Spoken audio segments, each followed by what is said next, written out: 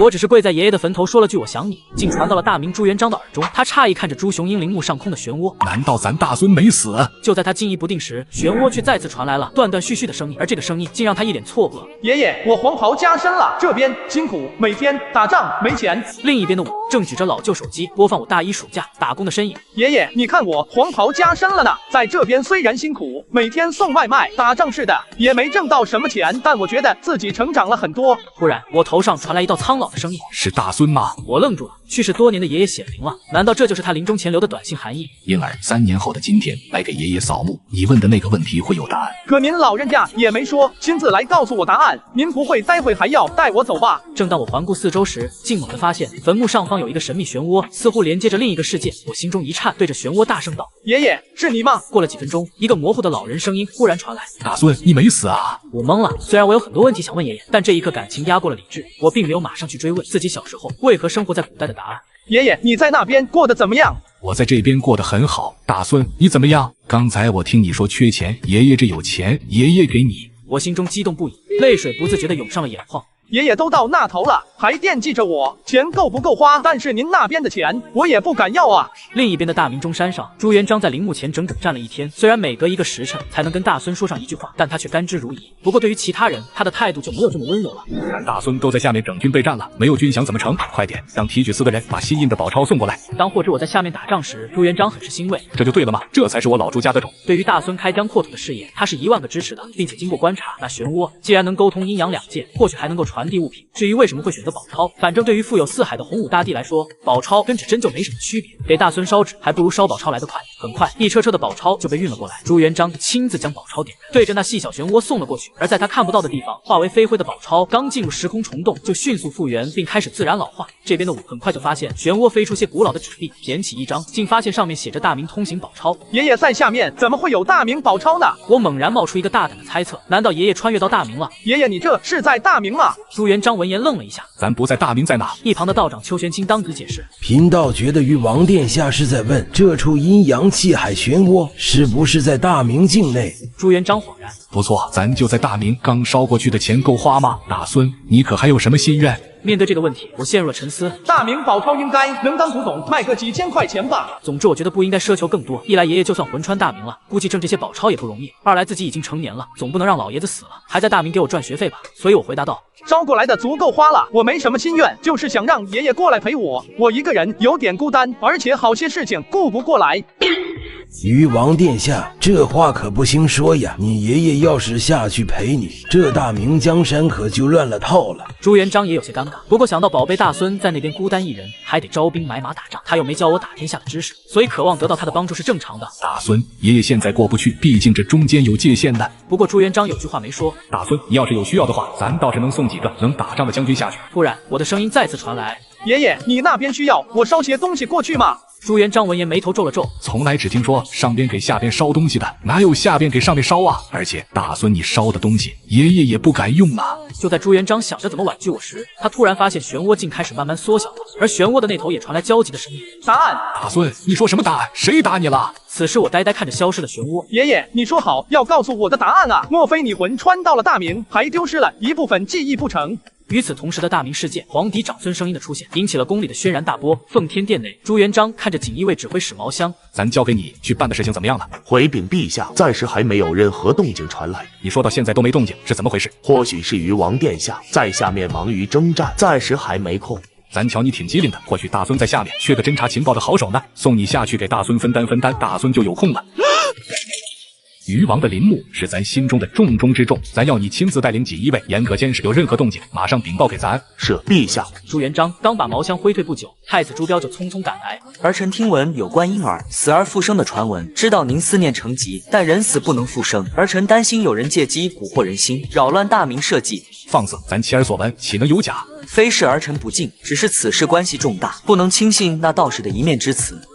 咱的好太子不信咱，觉得咱老糊涂了。儿臣并非质疑您的英明，只是担心大明江山社稷的安危。朱元璋的脸色彻底沉了下来，一甩衣袖，转身离去。咱会证明给你看。朱标心中充满了无奈。然而当疲惫的回到东宫时，外面突然传来急促的脚步声。殿下，皇后娘娘的病情忽然加重了。朱标顿时心头绞痛。马皇后作为他的生母，一直是他最敬爱的人之一。此时的昆明宫内，病榻上的马皇后虽然一脸憔悴，却依旧温柔地看着朱元璋。妹子，你怎么样了？马皇后用力挤出一丝笑容。崇爸，我没事，大明还有很多事情需要你处理，你去忙吧。妹子，咱就要你快点好起来。婴儿的事情我听说了，我相信你。朱元璋心中一暖，他知道在这个世界上，马皇后是最懂他的人。接着他忍不住问出了心中的疑惑：妹子，婴儿说的答案是啥意思？咱大孙是不是在下面受什么委屈了？马皇后若有所思地说道：我猜想答案应该是大案的意思。崇爸，这些年来，你为了大明江山的稳固，兴起大案，杀了不少人，踏实给下面的婴儿带来了源源不断的敌人。朱元璋闻言心中一怔，万万没想到自己的杀戮会给大孙带来这样的影响。我知道你都是为了大明好，但那些亡魂怨气太重，迟早会反噬的。现在说不定就是婴儿给你挡灾了。朱元璋的心中升起了对我的感激，他的眼中闪过一丝悔意。原来大孙替咱默默承受了这么多，怪不得大孙说了好几次大案。妹子，你放心吧，我会尽快了结胡惟庸的案子。第二日，朱元璋就停止了对胡惟庸案的牵连，惊弓之鸟的朝臣们都松了口气，而皇帝长孙英灵献世，劝阻皇帝杀戮不祥的消息也流传开来，幸免于难的朝臣们甚至在家供奉起了鱼王，朝臣松了口气，朱元璋却没能松口气，因为马皇后的病情急速恶化了。此时，太医戴思恭颤抖地跪在地上。陛下，皇后娘娘的病势已入膏肓，微臣等人医术浅薄，实在是药石无医了。朱元璋脸色瞬间苍白，整个人都陷入了深深的恐惧。下一刻，他目光突然如刀锋般射向戴思恭，周围的空气仿佛都凝固了，所有人都屏住呼吸。可这令人恐惧的威压，随着马皇后温柔抓住他的手，立即烟消云散了。妹子，咱在你身边呢。朱元璋轻轻反握住马皇后的手，虚弱的马皇后微微睁眼。不要怪罪太医们，他们尽力了，是我命属如此。朱元璋没回答。大妹子若是治不好了，这些御医们通通都得陪葬。马皇后太了解朱元璋的脾性了，她怎么会看着这些御医被处死呢？崇爸，要是我死了，以后就没人劝你了，再听我一次劝吧。朱元璋深吸了一口气，强迫自己冷静下来。皇后还能撑多久？少则10天，多则半个月。这一天，朱元璋陪了马皇后很久，直到马皇后沉沉睡去，朱元璋才转身离开。他高大的背影显得格外落寞。听到动静，马皇后睁开眼望着自己的丈夫。很多年前，她就是这样望着丈夫，一次次出征，扫平了元末群雄，可惜再也没有以后了。第二日，朱元璋孤独地站在鱼王墓前。老天，咱已经失去大孙了，不能再失去妹子了。如果是咱的错，惩罚咱就好了，为什么要惩罚咱的亲人？老天没有任何回应。朱元璋闷头喝着酒，眼眶渐渐红了。很快酒壶就空了。酒呢？取酒来！朱元璋冲远处大吼，但还没等远处侍卫回应，半空中忽然传来了我的声音：还喝呢，爷爷，你可长点心吧，上一世你就是喝酒脑梗猝死的。大孙怎么知道咱上一世？莫非大孙都打到阎王殿翻看生死簿了吗？朱元璋来不及多想，现在最重要的是神秘漩涡又出现了，那是不是意味着咱妹子有救了？他记得上回我可是问了，需不需要烧些东西过来给他？若真有那边的灵丹妙药，哪怕是范忌会的，他也会毫不犹豫的取来。没有什么比马皇后的命重要。大孙，爷爷求你一件事，你奶奶病了，你有没有能救她的法子？爷爷这是在大明娶了个新奶奶，还是直接入赘，少走20年弯路啊？不过爷爷再婚也正常，说不定还穿到年轻人身体上了呢。只是爷爷的话语里有些着急，都用上球了。于是我打算先问清病情，再试着找药。10分钟后传来了症状描述，我不是学医的，只能先在手机上记录下来。爷爷，你等着我去找药。此刻的大明中山皇陵，朱标也急匆匆赶来。父皇，您怎么还在这里？母后病重，您应该回去陪在她身边。朱元璋脸上闪过一丝不悦，咱再想办法。父皇，生死有命，这些鬼神之说都是无稽之谈。你闭嘴，咱做什么事情还需要你来教吗？婴儿也是我的儿子，可他已经死了，人死不能复生，这都是邱玄清哄骗你的幻术。你有办法救你母后吗？没有办法就回东宫去睡觉，别耽误，咱找大孙求药。朱标被朱元璋的怒气吓了一跳，但他仍然坚持自己的立场。正当他还要开口劝说时，他的头顶突然传来一句话：爷爷，药来了。朱元璋眼神中重新燃起了希望。朱标闻言顿时惊疑不定，难道真的是婴儿？不错，就是婴儿。当亲眼见证了这神异的一幕，朱标的世界观碎了一地。他现在既有错怪父皇的尴尬，又有面对神异的惊恐。可一想到病榻上的母后，朱标又升起了一丝希望。或许婴儿真的有办法救母后。然而我的声音过去了很久，却并没有药物出现在他们面前。朱元璋刚刚燃起的希望再次熄灭了下去。咱什么都没收到，难道那头不能往这头送东西？爷爷，你等一下。考虑到爷爷给我的宝钞变成了古董，我推测这边往大明送东西会让物品的时间属性回溯，所以药品一扔进去，直接被恢复成了虚无状态。宝钞可以经历几百年的老化，可我不可能找到几百年前的药品啊。但如果不是等比例时间回溯呢？想到这，我心中一动，要是能拿到过期的药品呢？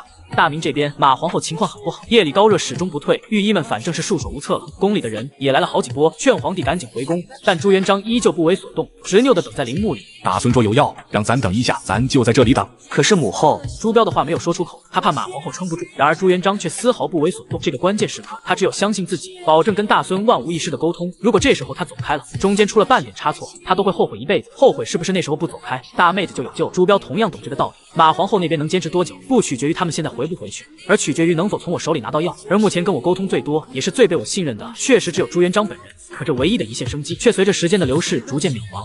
朱元璋忍不住胡思乱想起来。是不是咱大孙遇到什么危险了？是不是获取这灵丹妙药需要付出巨大的代价？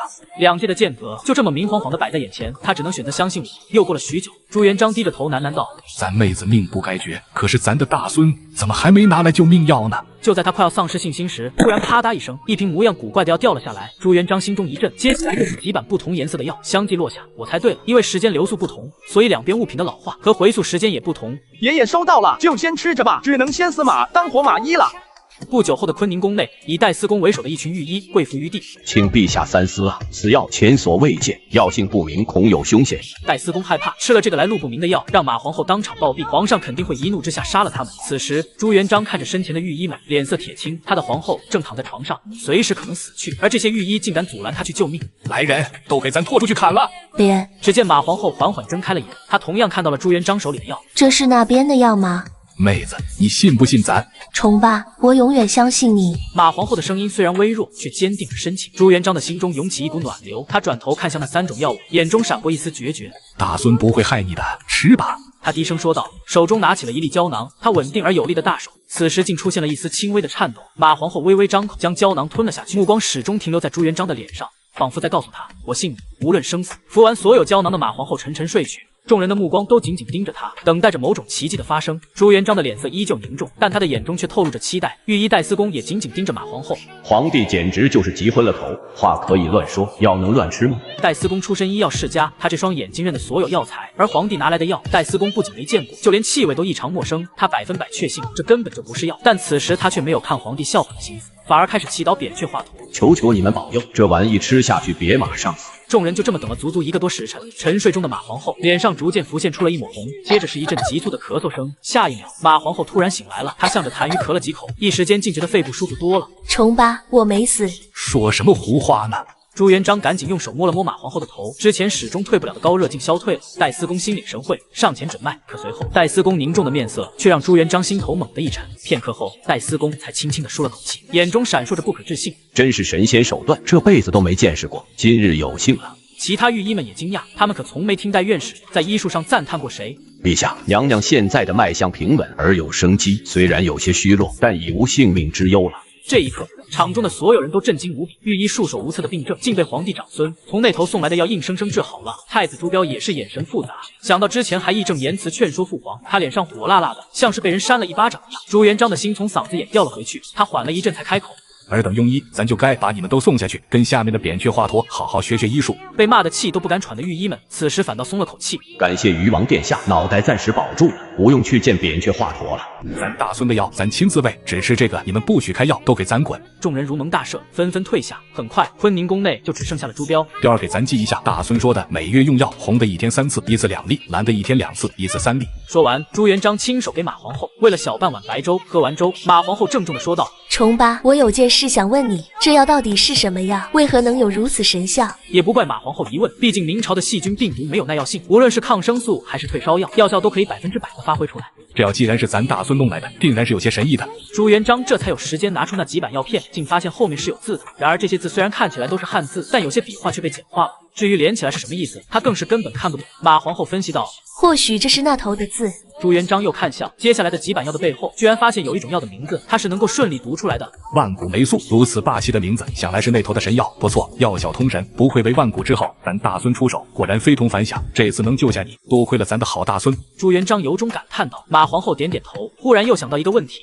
这神药婴儿是从哪取来的？朱元璋微微皱眉。不知道，但是婴儿最后说了句要去还药。马皇后的心里感激不已。果然，这救命药不是白拿的，婴儿一定付出了不小代价。可一想到自己那么小的大孙此时正在那头独自奋斗，他心里又实在不是滋味。知道婴儿那句死马当活马医是什么意思吗？真是活人造孽，亡人挡灾。要不是婴儿出手，怕是这时候我都过奈何桥了。马皇后嗔怪地瞪了一眼朱元璋。你送下去那么多人，这不都成了婴儿的死对头？天可怜见咱的大孙有多艰难，又要招兵买马，给你擦屁股，又要付出巨大代价，给咱们找药，这过的是什么日子？你可不能亏待了大孙，有什么好东西都送过去。朱元璋也叹了口气，哪能想到自己兴起的大案，反而给那头造成了压力。怪不得婴儿要反复提醒自己大案，咱知道了，下次咱问问大孙缺不缺人手。我看蓝玉那小子就不错，李景龙也还行。马皇后笑了笑。马皇后看这两个二代勋贵早就不顺眼了。朱元璋认真地思考起了这件事的可行性。重八，这是玩笑话，可千万别当了真。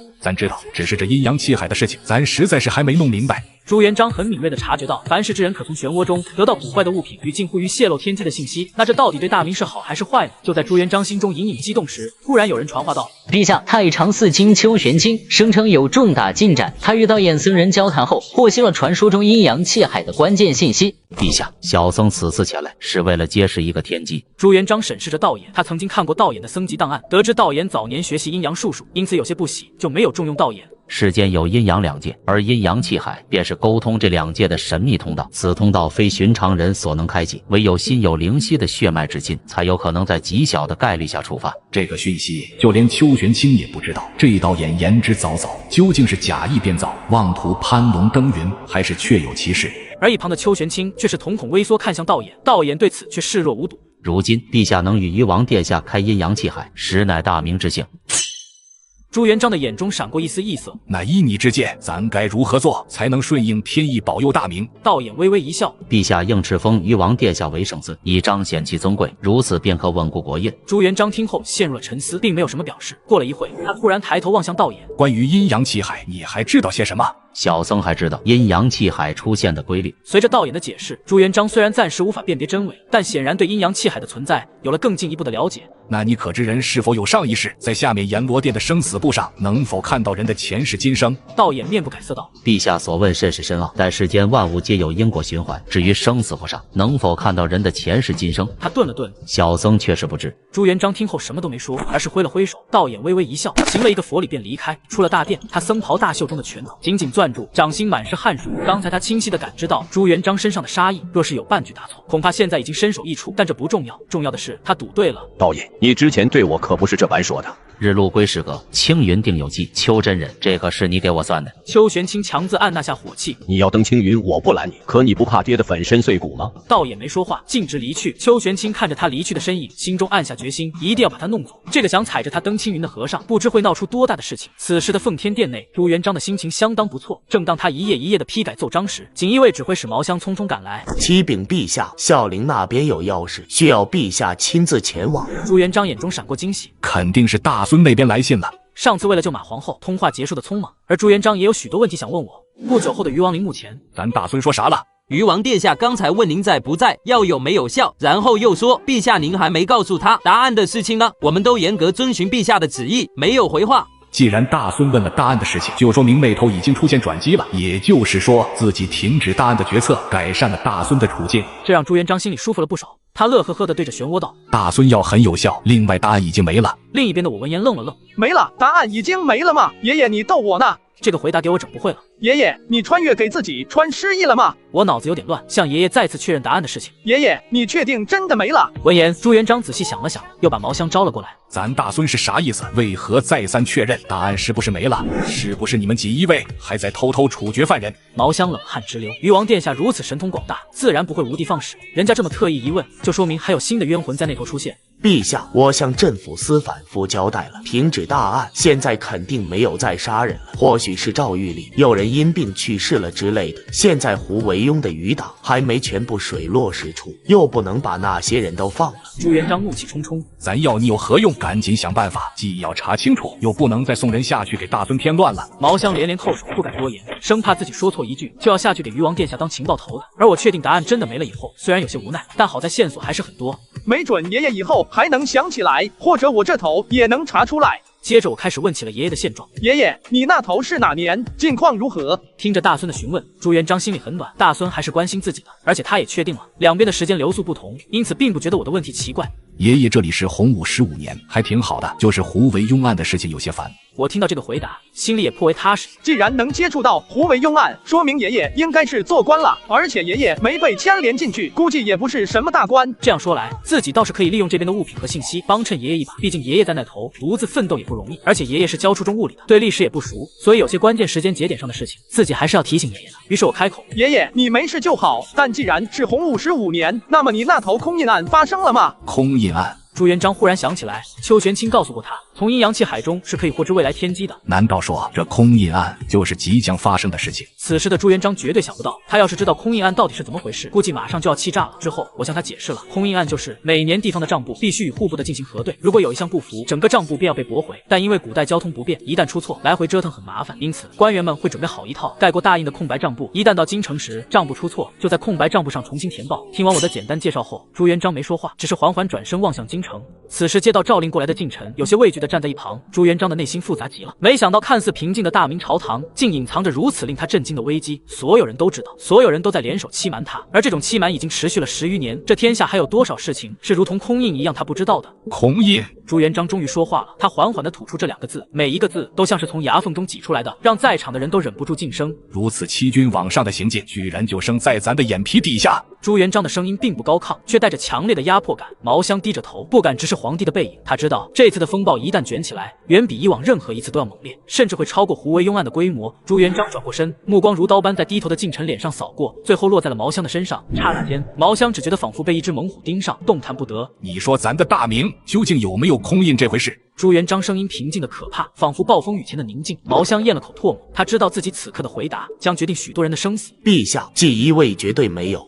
废话，锦衣卫在京城里，当然没必要搞空印这种事情。锦衣卫没有，其他地方有没有？锦衣卫知不知道？这是一个怎么回答都错的问题。如果锦衣卫知道，那为什么不向皇帝汇报？如果不知道，那锦衣卫干什么吃的？实际上毛香确实知道这件事，但最关键的是，所有人都没把这件事当个事，早都成潜规则了。说白了，只有朱元璋不知道而已。而最要命的就是这一点，其他人都知道，只有皇帝不知道。你让刚经历了胡惟庸背叛事件的皇帝怎么想？毛香没有回答，但这时候沉默就已经是答案了。哼，真有意思。朱元璋怒极反笑，这么重要的事情，整个天下竟然全都瞒着咱。要不是大孙在那头知晓了，告诉了咱是不是要一辈子蒙在鼓里？咱可真是孤家寡人啊！话音刚落，一股杀意猛地从他心头升起，毛香连忙跪下，哐哐的叩头，任由额头的鲜血直流。因为他很清楚，这时候解释什么都没用，唯一正确的做法就是赶紧认错。陛下臣死罪。就在这时，朱标也赶到了，眼见着父皇的怒火要失去控制，如果他不挺身而出，恐怕朱元璋真就要大开杀戒了。父皇，母后的话您忘了吗？闻言，朱元璋深吸了口气，强迫自己冷静下来。他冷冷看着不停磕头的毛香，先饶你一条命，带着锦衣卫马上去彻查此事，查不清楚，咱再让你下去见大孙。是陛下。毛香心头松了口气，其实若不是马皇后反复叮嘱，大案会给大孙在那头造成大麻烦，朱元璋早就大开杀戒了。只是一想到明明是大孙告诉他真相，让他免受蒙蔽，他怎么能再反手送一堆敌人下去？所以朱元璋才压下了怒，只是让毛香出动锦衣卫进行调查，而不是马上兴起大案。我也没想到自己阴差阳错之下，倒是减少了大明的动荡。见朱元璋冷静下来，朱标又劝道：父皇，杀戮无益，还是想解决问题的办法吧。朱元璋微微点头，咱不杀人，你们都说说吧，都有什么法子？他看着低头不语的近臣，顿时气不打一处来。咱养你们这帮酒囊饭袋有什么用？就在他准备传唤殿阁大学士时，四府关中的吴一帆忽然小声说道：空印这种事情，根本原因是距离太远，通讯不畅，对于咱们来说是无解的难题，但于王殿下神通广大呀。吴一帆的意思很明显，解铃还须系铃人，我们都是凡人啊，您问我们这不是为难我们吗？您直接去问于王殿下就好了呀。朱元璋闻言有点不好意思，毕竟大孙又要招兵买马，给他们这些上面的人擦屁股挡灾，又要付出巨大代价给找药，他反倒一点忙都帮不上。可如今他一时半会也确实想不到什么好的应对之策，因此也只能期待大孙有好办法。于是他走向墓碑，冲着阴阳气海那头问道：大孙，你解决空印的办法是什么？此刻所有人都竖起了耳朵，紧紧地盯着空中的漩涡。大孙，你解决空印的办法是什么？我听到爷爷的话语后，却是心头一凉。爷爷问这句话，说明他已经涉及到了空印的事情，那就意味着麻烦大了。如果想让爷爷摆脱危机，最好就是立下功劳，解决问题。于是我决定先把物品传输的规律测试出来。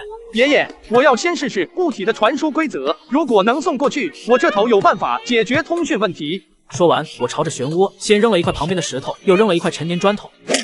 一名老官员跳了起来，很快，一块砖头又扑通一声掉了下来。把砖头捡回来给咱看看。毛香闻言，一个飞身就把砖头捡了回来。朱元璋看着这块红砖，陷入了沉思。下面都是用这玩意盖房子的吗？看起来比大明皇宫用的红砖要脆一些。他忍不住问道：“大孙，你那边什么情况？怎么掉下来的是砖石？”过了半晌，传来了我的回答：“因为我拿下了片林地，用来守护这个漩涡，所以就地取材进行测试了。”闻言，朱元璋的疑惑顿时消失了，同时也放心了不少。原来大孙拿下了一片领地，既然大孙已经在那头获得了固定的领地，说明开疆扩土的进程还算顺利。很快我就把手边能找到的东西都测试完了，暂时得出了一个结论：物体的密度越小，时间回溯作用的效果就越小。爷爷，解决空印应该不成问题了，但我要去找能解决空印的通讯物品，还需要一些时间。听到这个回答，朱元璋很满意。咱大孙果然是有办法的，若是真有此等神器，那么整个大明的沟通和联系都将极大加强。也就意味着，之前他的皇权无法及时触及地方的问题，将被大孙轻而易举的解决。这一刻，朱元璋不禁期待了起来。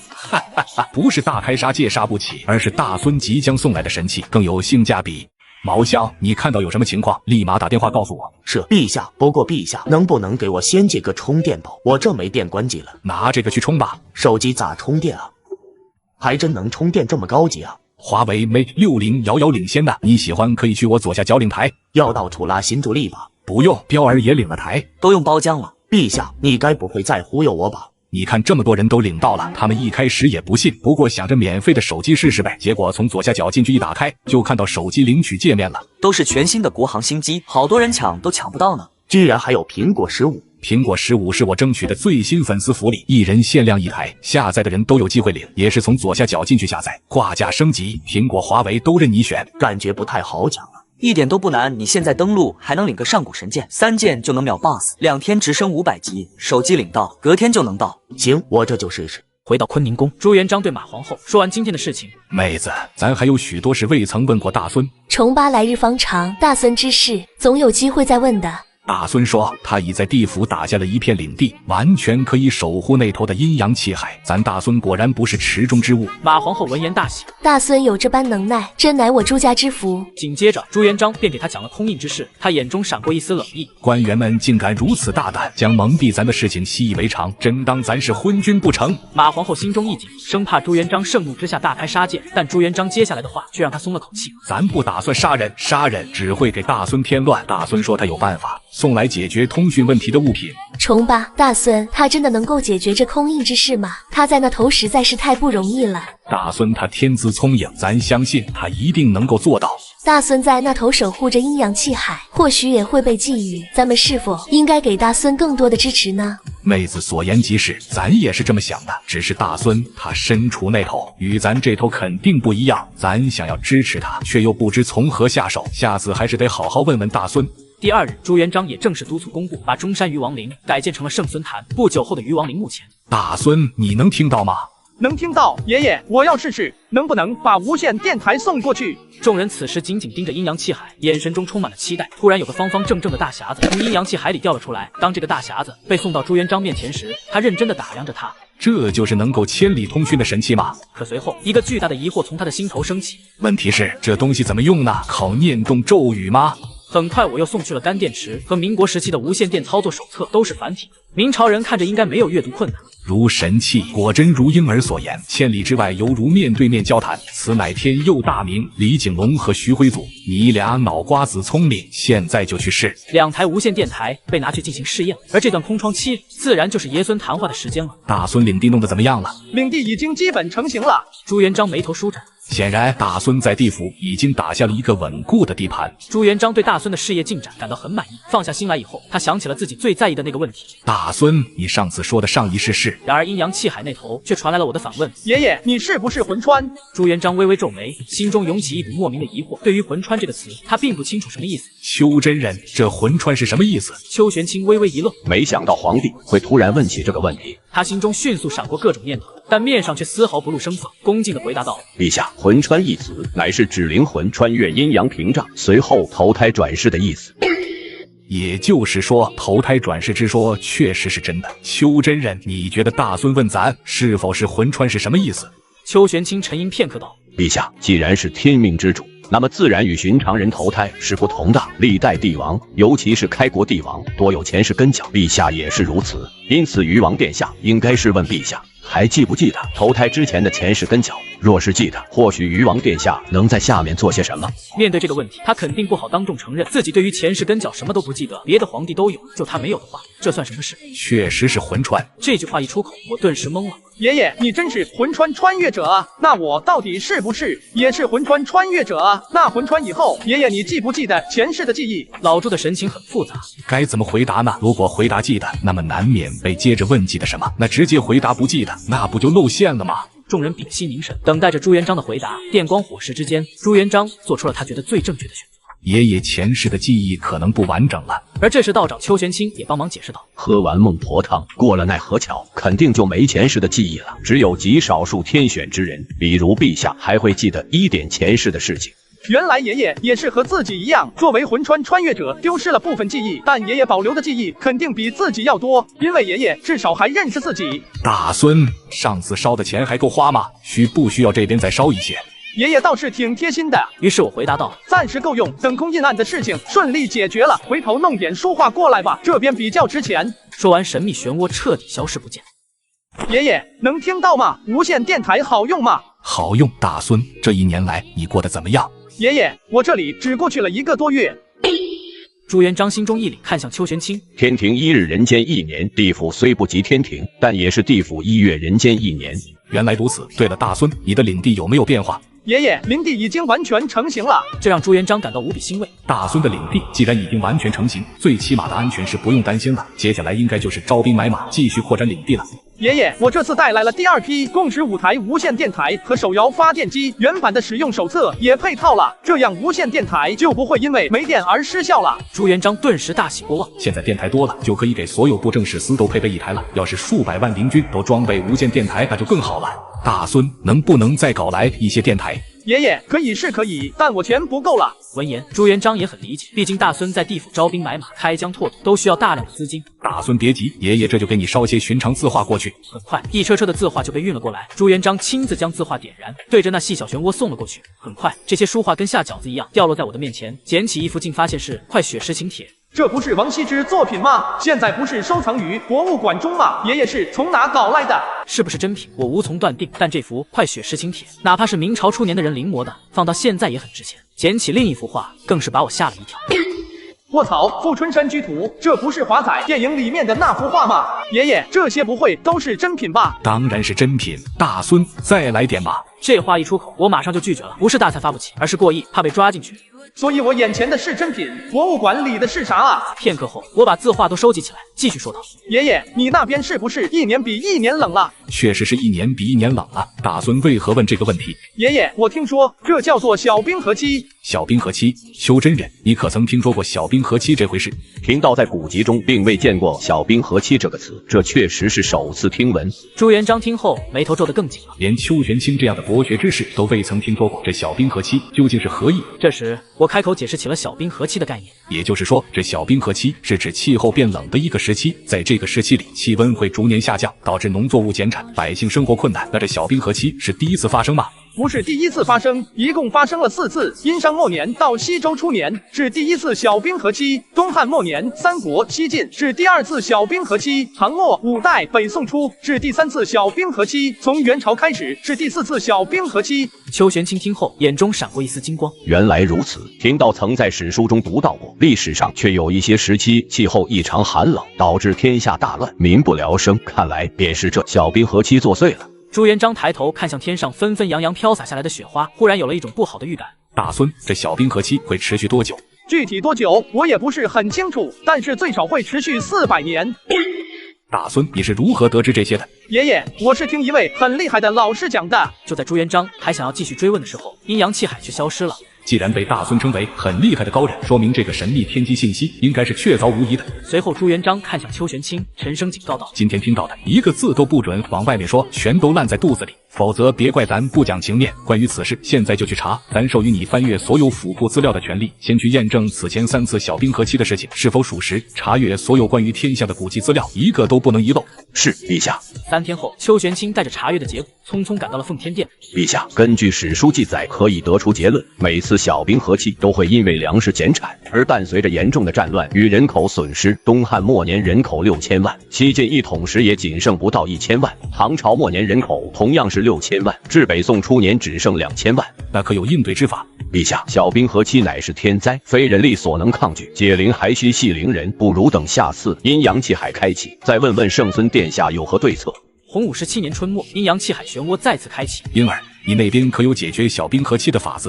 有，我买了些这边能用的种子过来，爷爷可先试着种植，若有效果再慢慢推广，也算是造福百姓了。紧接着，阴阳气海中一颗颗圆滚滚的种子如同雨点般落了下来。见所未见，这种子必然不凡。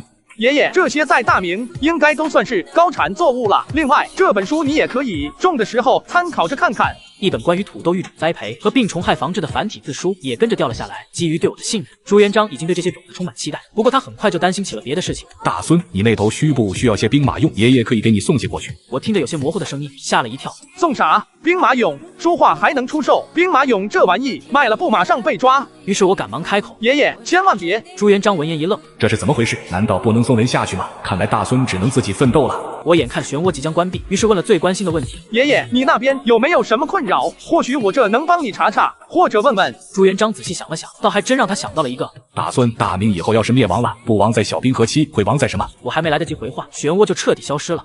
不久后，朱元璋把种子小心翼翼带回皇宫，如同带回了大明的希望。朱元璋每天处理完繁重的国事后，他都会来到这里，他不允许任何人接近这片土地。很快，洪武17年的夏天，经过朱元璋的精心照料，土豆的秧苗正茁壮成长，太阳再大也阻止不了他种田的决心。这些作物不仅仅是咱的希望，更是整个大明的希望。然而朱元璋万万没想到，日防夜防，家贼难防，一群鬼鬼祟祟的身影突然溜了进来，不是旁人，正是隔壁皇宫学堂的皇孙们。这是啥？我也不知道，要不拔一株看看吧？先拔一株试试手。几个熊孩子立马用力，费了好半天才揪起一株土豆。这东西咋吃啊？生吃肯定不行。于是朱高煦出手搭了个小土窑，将土豆扔进去。没过多久，绵软香甜的烤土豆出现了。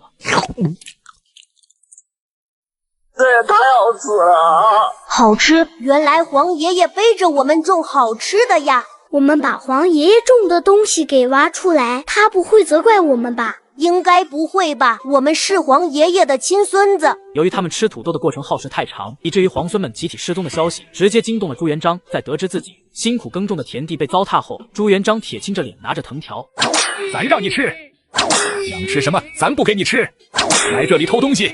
黄爷爷疼。父皇，孩童嘴馋偷吃确实不对，但也不至于打成这样啊。这都是大孙给咱送过来的粮食，咱辛苦种了好几个月，全让这群废物给糟践了。然而朱高煦这小子脑后全是反骨，不仅不低头认错，反而嘴硬起来。黄爷爷，你那1亩地剩那么多株呢，数都数不过来。那一株里面的大豆子，我们1人1个就吃到撑了，剩下的少说还有几千个，不至于这么骂吧？还在嘴硬。突然朱元璋感觉事情好像有哪里不对。你说的可是真的？你们1人1个就吃撑了？是的，黄爷爷，我们没吃完的还埋在洞里呢，您可以派人去挖出来看。你给咱再烤一次。朱高煦听命行事，开始搭石头窑烤土豆，吃了3个烤土豆，朱元璋也基本吃饱了。这一个土豆的重量在1两到2两之间，而一株土豆大约有1斤多重，也就是说，这1亩地的土豆产量，哪怕是保守估计，都有足足3000斤。哈哈哈！你们几个兔崽子，咱奖励你们3天不去大本堂，自由玩耍。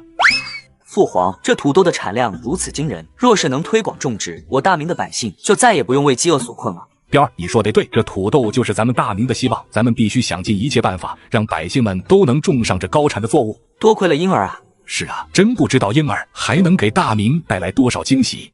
大孙，为何这2次与你的通话等的都这么久？你那边可是遇到什么麻烦了？爷爷，没什么麻烦，只是需要从远处回来，路上耽搁时间了。大孙，这般奔波可会耽误你那边的大事。爷爷，你放心，并没耽误，而且我还顺道将上次借的药还了。听到并没有耽误什么大事，朱元璋心中的石头终于落了地，就是不知道大孙获取这神药付出了怎样的代价。大孙，你近来可有什么难处？或许爷爷能帮你解决。爷爷，我没什么难处。上次你的2个困扰，我找老师问了。第一个是相权的事情，老师说皇权和相权的矛盾可以转化为主仆矛盾，例如设立军机处，近10个军机大臣5品阶，随意差遣，随意罢免，贵受笔录。闻言，朱元璋若有所思。皇权和相权，主仆矛盾，军机处。哈哈哈，妙极！大孙，这个制度是那边施行的吗？不是啊，爷爷，是清朝灭亡，明朝以后施行的。闻言，朱元璋眉头紧锁，在努力压制着内心的波澜。大孙，灭亡明朝的那个清朝是怎么回事？给爷爷好好说说。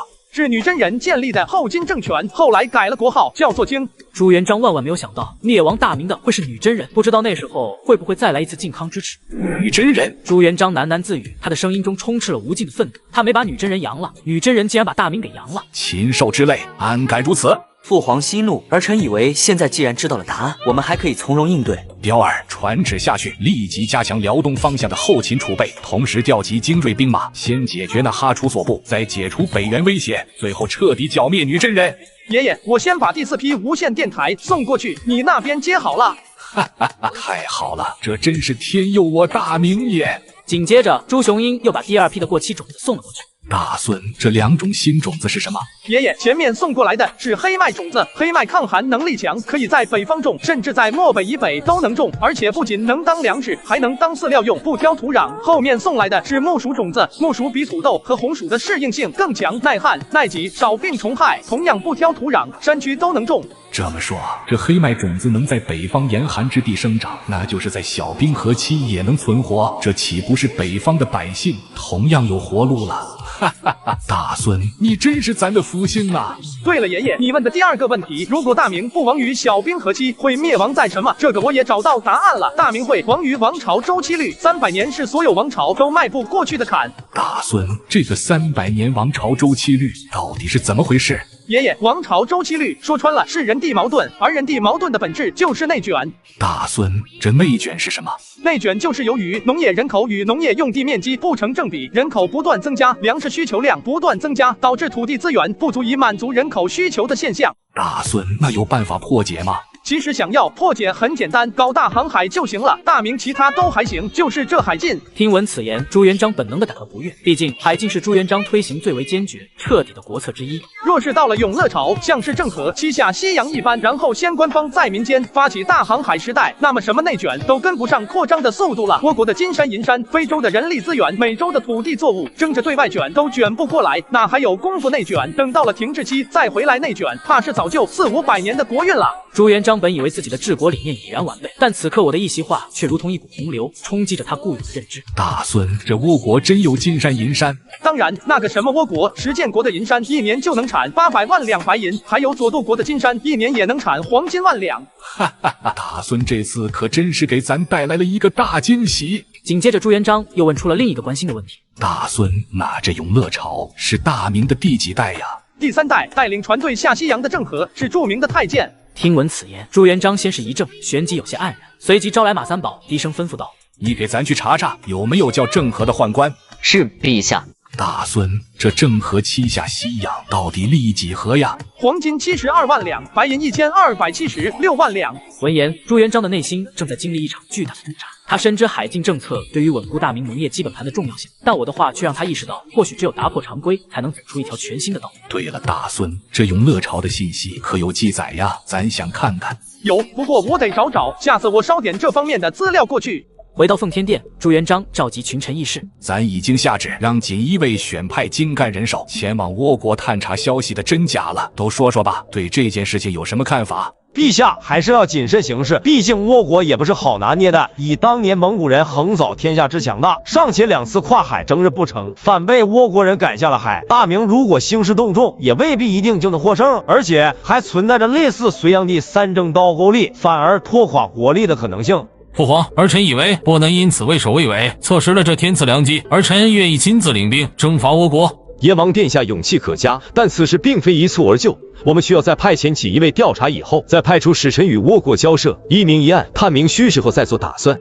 好了，都别争了，此事关系重大，还需要从长计议。倘若这倭国真有金山银山，咱大明是一定要拿到的。至于如何行事，等锦衣卫传回情报后再议。第二件事，咱大孙看到天机，他说永乐朝正和旗下西洋。彪儿，你给咱解释解释，是哪个小兔崽子敢破坏咱的组织，搞下西洋啊？躺枪的朱标可以说是一脸懵逼。朱元璋问他哪知道？这父皇，儿臣也不知道啊。朱元璋面色不善地盯了朱标几眼，随后看向众人，其他人都没说话。朱棣表态最为积极。父皇，我这个当叔叔的，不管哪个侄子敢坏了您的组织搞开海，我都第一个不答应。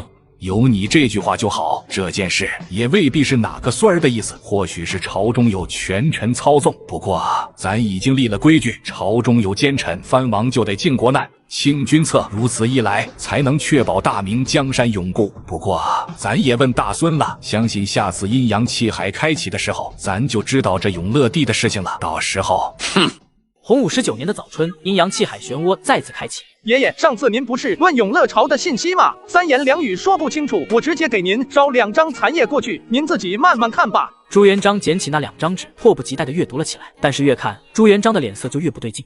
爷爷，您说我应该回到大明吗？当然应该回来，大孙，爷爷想你了，你赶紧回来和咱团聚吧。朱元璋的声音因为激动而有些颤抖，仿佛要亲自迎接孙子归来。可是我不知道回到大明那边能做什么，我已经离开太久了，对于那边的世界几乎是完全陌生的，而且我无法确定自己能舍弃这边的一切。大孙少小离家老大回的心情，朱元璋很能理解，但大孙的这种犹豫，这种真情流露，反而是最让朱元璋觉得真实的。大孙，回来吧，爷爷在大明打下的一切家业都是你的，陌生没关系，以后慢慢熟悉就好了。爷爷，我已经找到那扇能够穿梭于2界的门了，如果可能的话，或许7个月后我有机会过去，但我还没下定决心。朱元璋默默地盘算了一下，现在是洪武19年的早春，7年后也就是洪武26年。大孙，咱这把老骨头还能活，咱等你回来。对了，爷爷，上次您不是问永乐朝的信息吗？三言两语说不清楚，我直接给您烧2张残页过去，您自己慢慢看吧。朱元璋捡起那2张纸，迫不及待地阅读了起来。但是越看，朱元璋的脸色就越不对劲。承祖起天弘道，高明诏运圣武神功，纯人质孝文皇帝惠帝，太祖第4子也。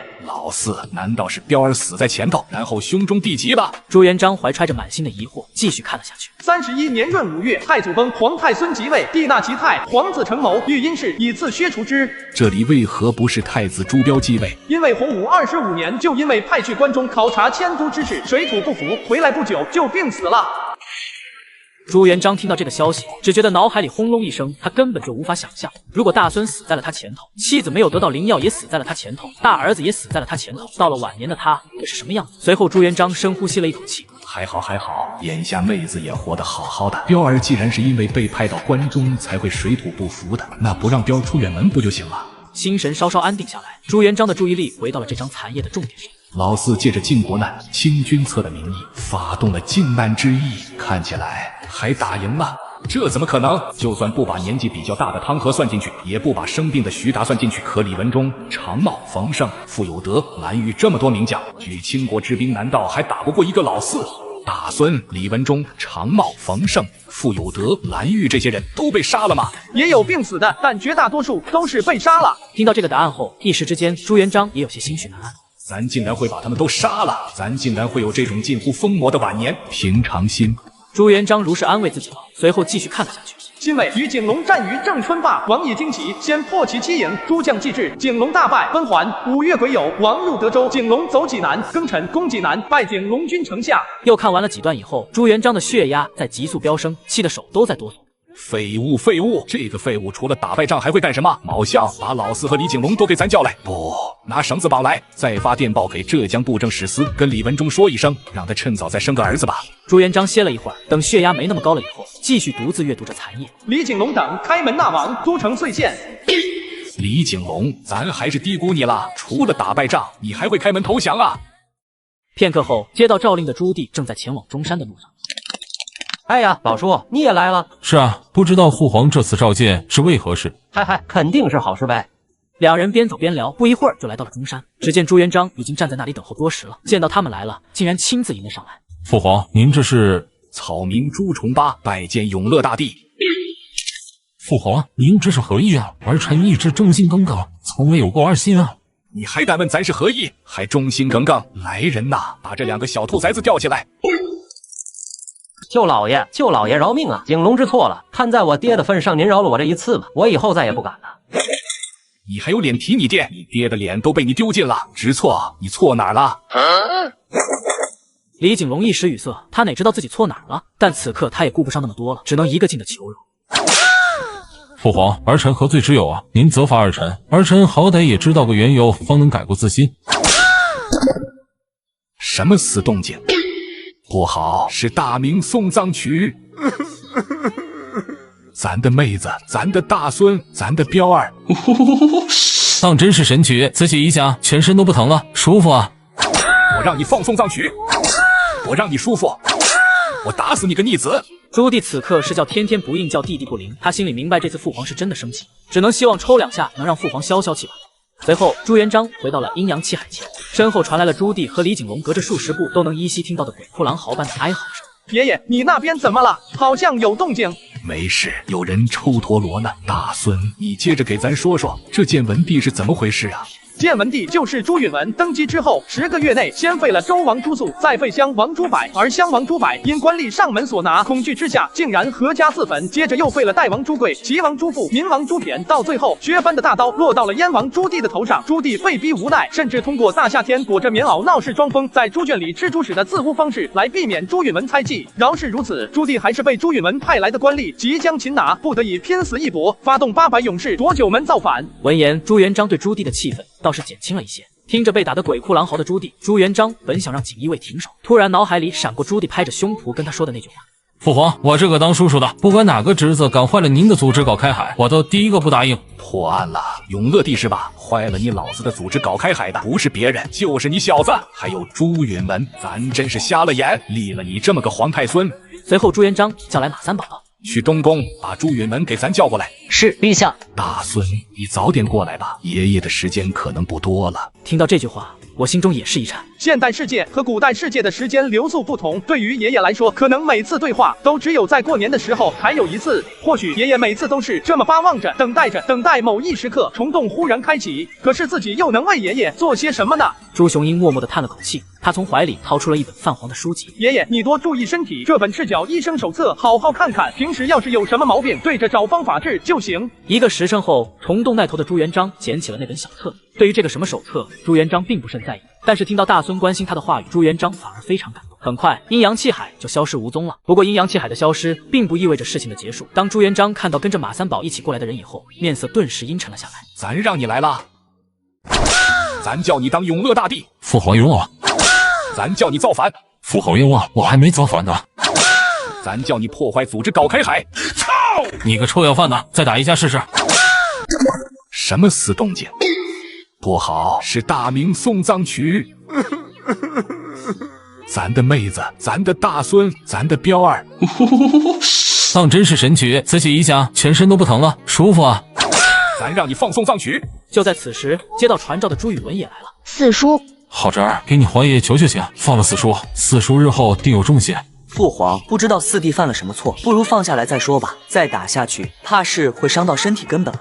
皇爷爷，您放了四叔吧，四叔要被打死了。原来是允文来了，过来，爷爷好好疼疼你。父皇，允文是做错什么事情了吗？彪儿，咱问你，咱的大明江山你会传给谁？若是没有意外，自然是由允文继承大统。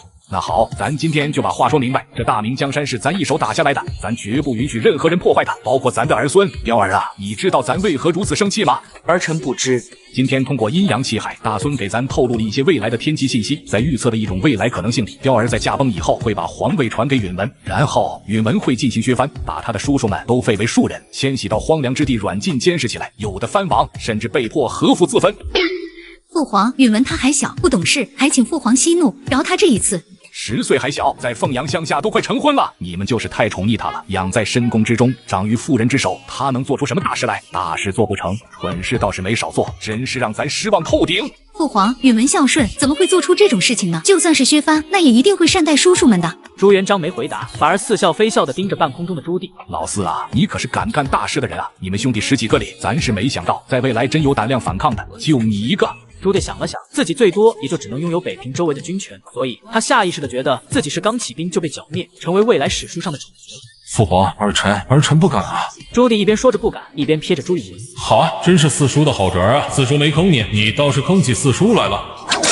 不敢？你还有什么不敢的？舅老爷，那就算表弟削藩，削了表叔，您打我干嘛？我是无辜的。你还无辜？你不说话，咱都忘记抽你了。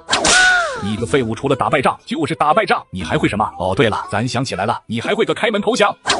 舅老爷，躺呢！一顿毒打后，朱元璋终于是把朱棣和李景龙放了下来，而被放下来的朱棣拖着一瘸一拐的身体走到了朱允文身前。好侄儿，今天大本堂下了学，你来找四叔一趟，四叔有点事想跟你唠唠。朱棣挨了顿毒打以后，回去告诉道衍，做好随时被锦衣卫抓走砍头的心理准备，整得道衍一脸懵逼。由于朱棣的伤口疼得厉害，他只好让下人取来些烈酒饮酒镇痛。娘的，这因为还没发生的事情，老子就挨了顿毒打，这跟因为左脚进门就得挨打有啥区别？酒是一杯接一杯的下肚，朱棣是越想越气，决定趁着去大本堂接朱高炽、朱高煦的时候，找机会跟朱允文这小子唠唠。爹，你这是咋了？随大哥了？告诉你多少遍了，在外面叫父王，谁是你爹？谁是你爹？你看又急，逆子，老子打死你！眼见朱棣莫名其妙的生气了，朱高煦连忙跑开。爹，我小人不记大人过，你别跟我一样行不？就在此时，朱允文出来了。四叔，按您吩咐的，我待会正要去找您呢。您的伤口好些了吗？你想来找四叔，四叔很高兴，但是你刚才说话的语气，四叔不喜欢。好侄儿，你猜猜，你四叔今天到底是因为谁才被打得这么惨？我不知道啊，四叔。朱允文从朱棣狰狞的表情和满身的酒气，意识到了情况好像不太对。他的关心就如同小绵羊问大灰狼晚上吃饭了吗？招来的只有对方的磨牙吮血。好侄儿，你有没有听说过一招从天而降的掌法？四叔，你后面。好侄儿，给你四叔玩兵法呢，是吧？不是，四叔，你身后。今天谁来了都不好使，你四叔说的。老四，你干嘛呢？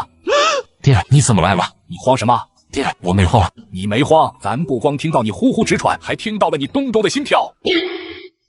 随后，朱棣欺负小孩被朱元璋逮个现行，又被抽了一顿。洪武20年的正月，阴阳气海漩涡再次开启。爷爷，你那边能听到吗？大孙，爷爷能听到。爷爷，您还好吗？我终于又能听到您的声音了。这1月里，我每天都想着您，担心您的身体。大孙，爷爷好着呢，就是有时候啊，这身子鼓不争气，让你操心了。听到你的声音，爷爷心里就暖洋洋的，什么病都好像好了一大半。闻言，我眼眶渐渐泛红。爷爷，您可一定要保重身体呀！等我到了大明，给您讲好多我没来得及说的故事。大孙，爷爷答应你，我们爷孙俩的约定，爷爷一定会守住的。你要记得，无论多远，爷爷的心都和你在一起。古今两界，祖孙俩的温情在空气中流淌，仿佛跨越了千山万水，紧紧相连。爷爷，你最近有什么困难或者麻烦吗？孙儿这边能帮你查查。爷爷没什么困难，就是最近要跨海征讨倭国，要筹集一笔造舰资金，让爷爷头疼。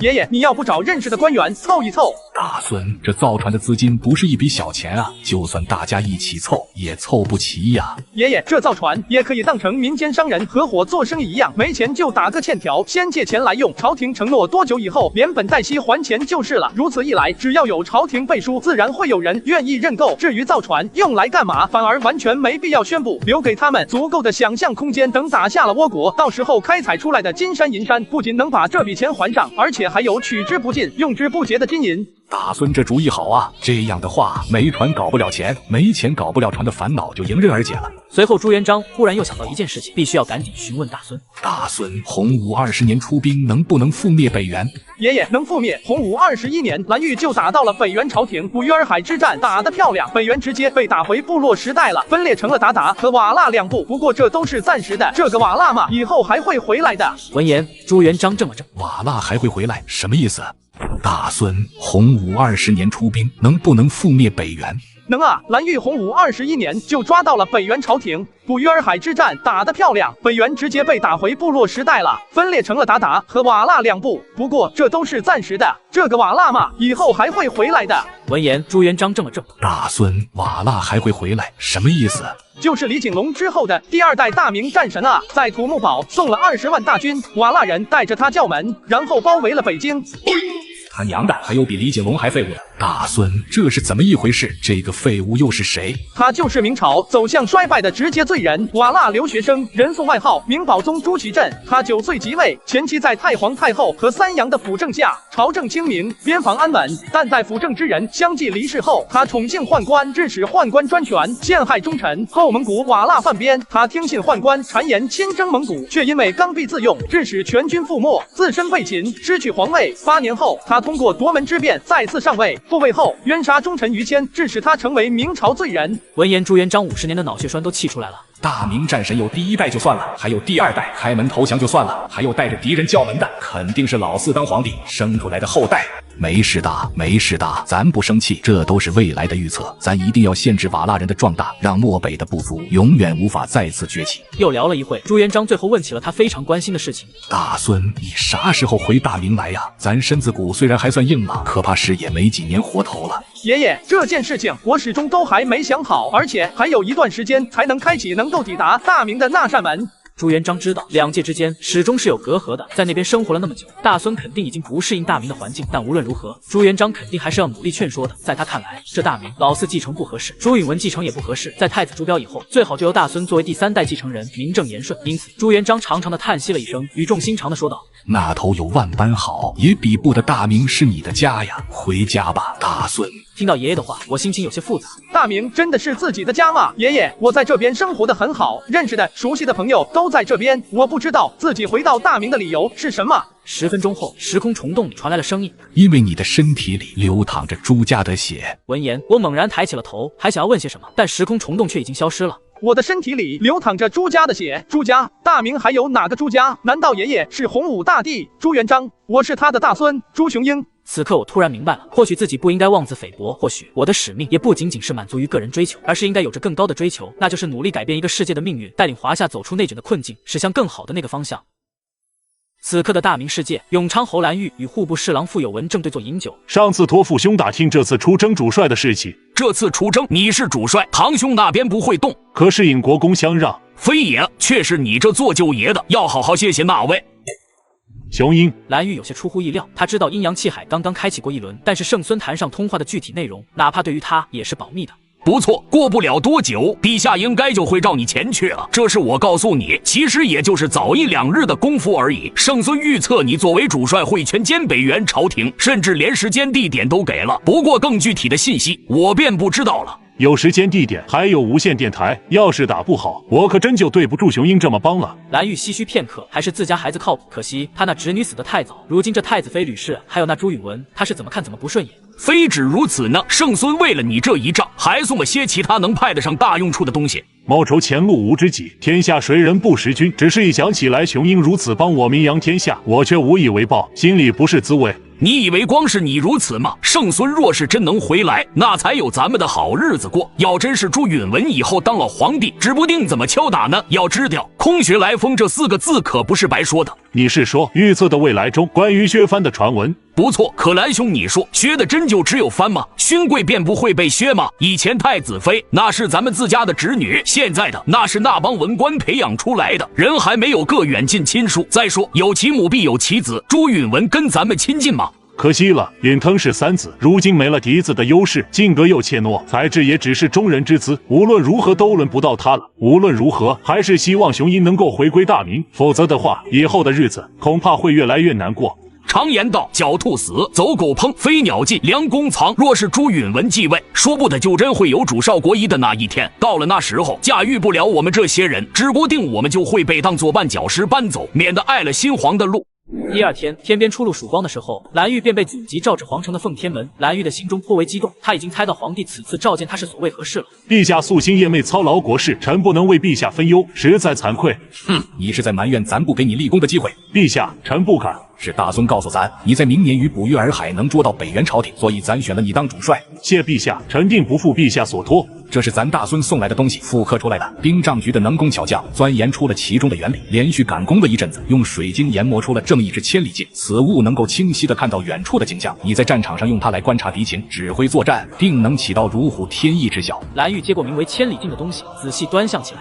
陛下，这千里镜真是神奇之极，有了它，臣在战场上只需立于高处，便能轻而易举地洞悉敌人的排兵布阵了。蓝玉，咱对你寄予厚望，此战若能如大孙预测一般获得全胜，你便是咱大明的功臣，咱不仅会重重赏赐你，还会让史官将你的功绩载入史册，流芳百世。陛下，臣愿为大明赴汤蹈火，在所不辞。且回去好好准备出征事宜吧。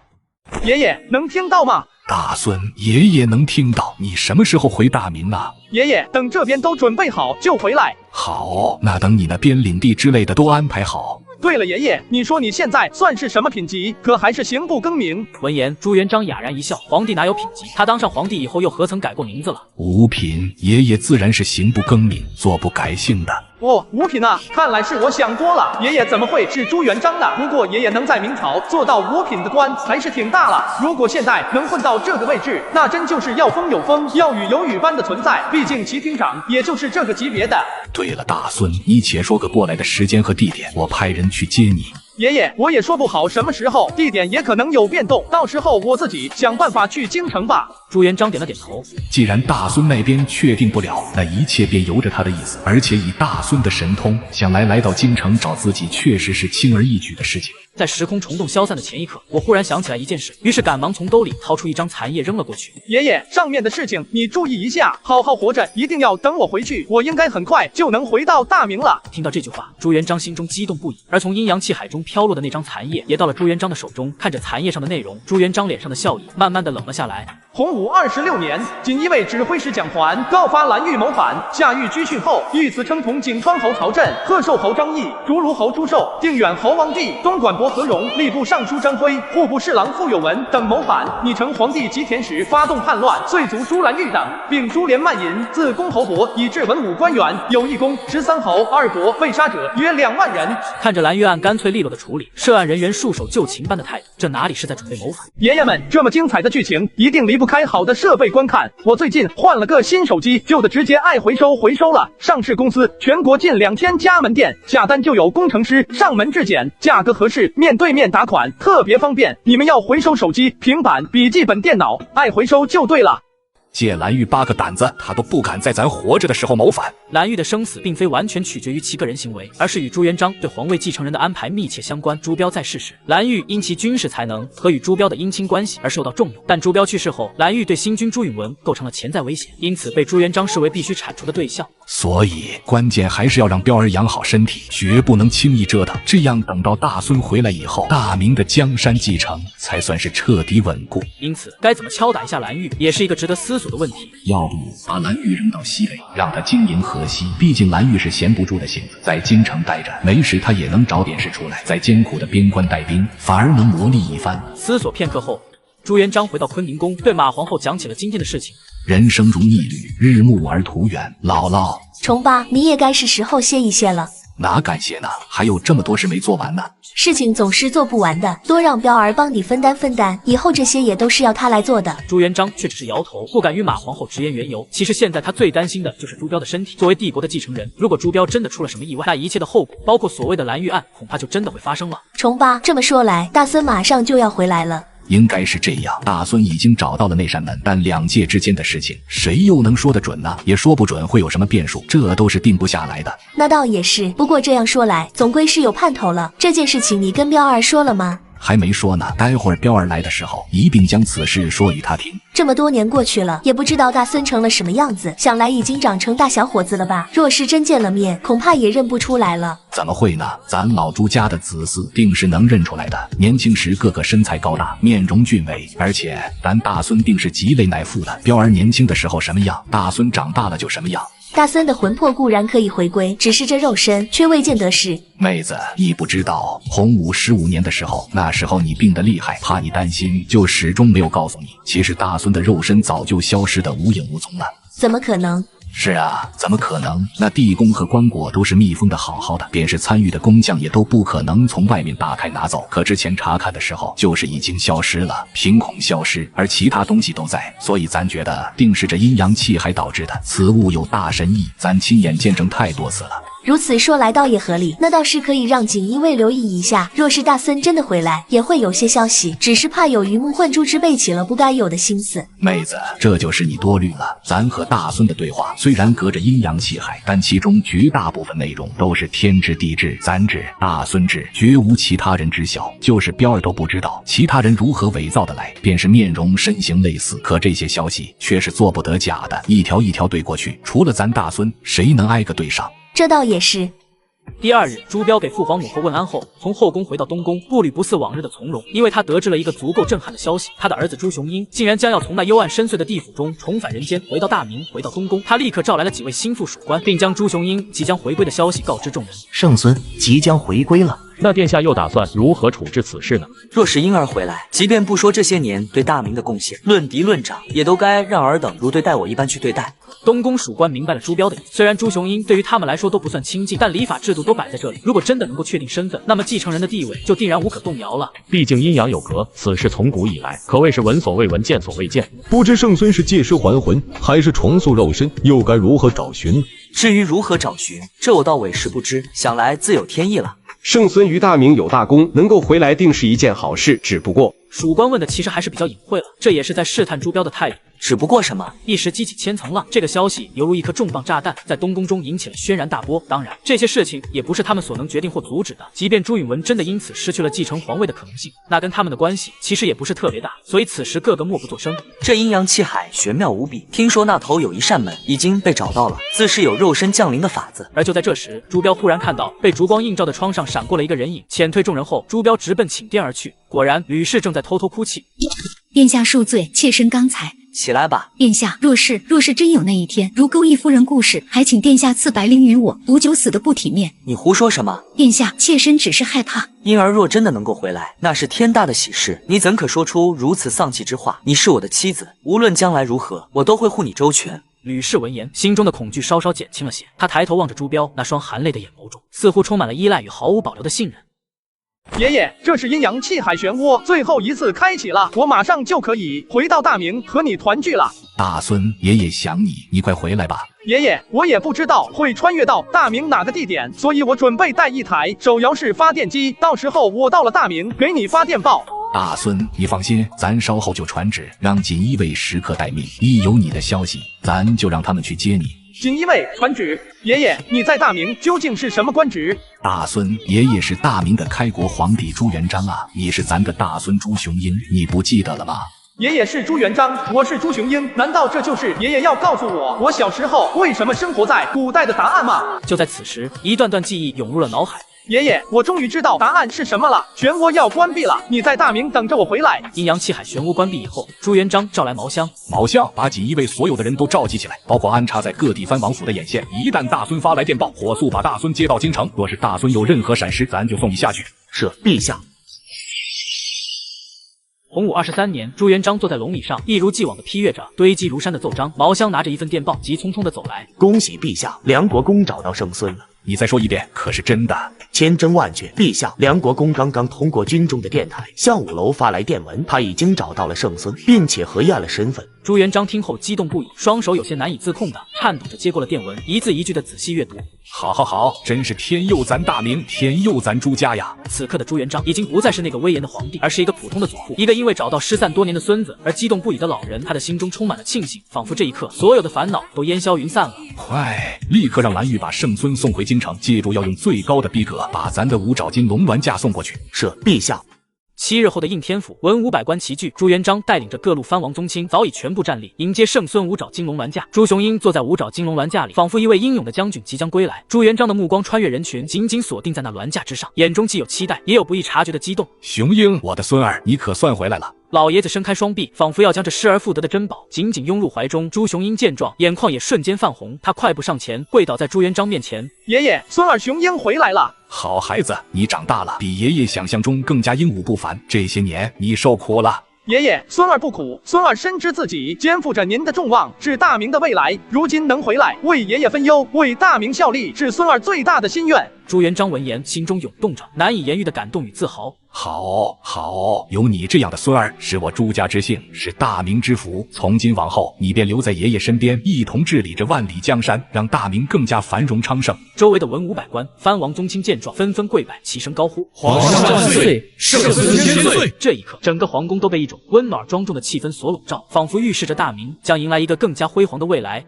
圣孙回归，老爷子第一时间就召集了群臣上朝，要在早朝上面亲自册封圣孙，给咱大孙赐座。这便是朱元璋上朝的第一句话。下面群臣纷纷将目光投向站在朱元璋身边的朱雄英，在朝臣的目光下，宦官们搬来小1号的龙椅，朱雄英就这般坐在了金台上。8年前，咱的大孙太子嫡长子朱雄英因病薨逝，然咱大孙的性命似乎连老天爷都不想收走。下葬次夜，群星移位，地龙翻滚，没人知道咱大孙的陵墓地陷，棺椁崩散，咱大孙也落入阴阳气海之中。咱恨那些庸医，咱大孙明明是假死，却被诊断成真死。还好大孙在地府开疆拓土，才得以还阳。朝臣感受到皇帝情绪的变化，纷纷磕手。起来吧。父皇，您看，婴儿既然回来，那之前关于封号的一些事情，谥号自然是要去的。今日咱不仅要立大孙为皇太孙，还要保留大孙圣孙的封号。闻言，所有大臣无不震惊。圣孙意味着拥有神权。要知道，在华夏古代封建王朝，神权是凌驾于皇权之上的权利。从古至今，没有一个皇帝敢把神权交于某一个活着的人。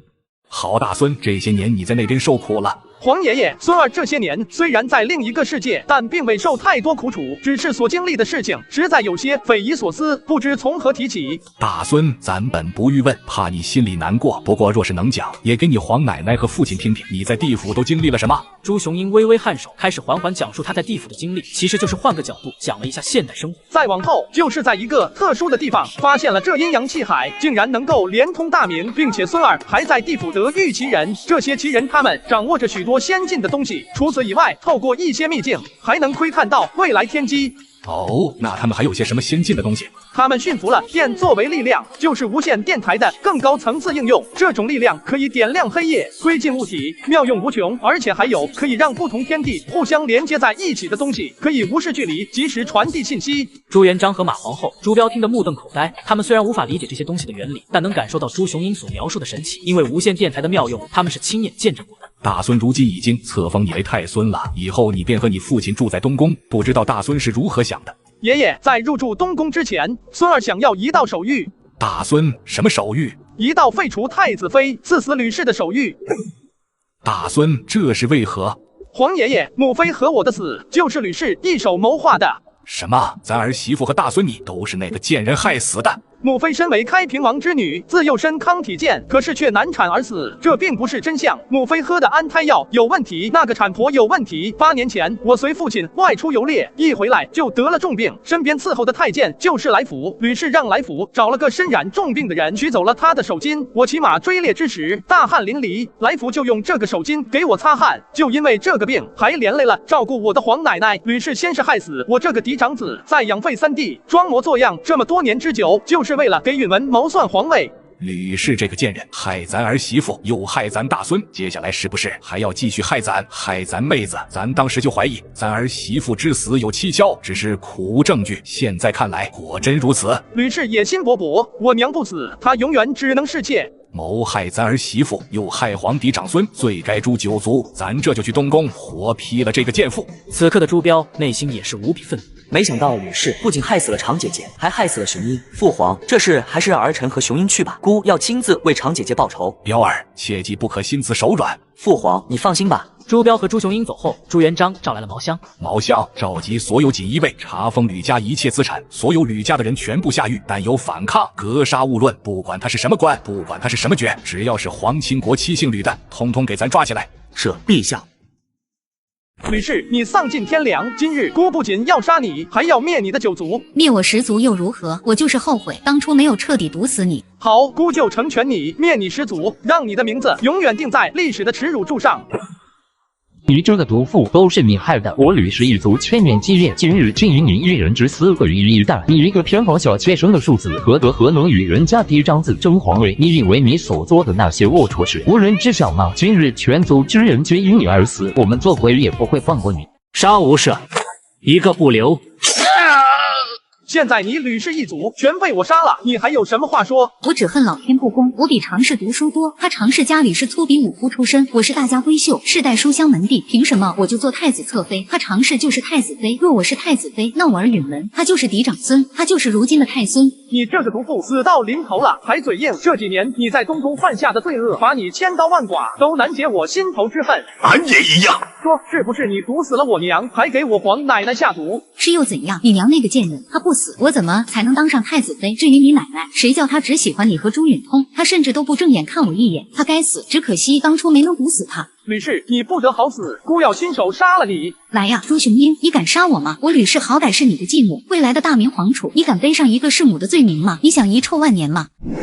爷爷们，这么精彩的内容要用新的设备观看。最近换了新手机，旧的华为 Mate 50 Pro， 我放转转上回收了2300多元。像我换下来的旧手机、笔记本、耳机啥的，都会约转转工程师免费上门估个价，价格满意现场打钱，特别靠谱。总之听我的，二手回收认准，转转 APP 就对了。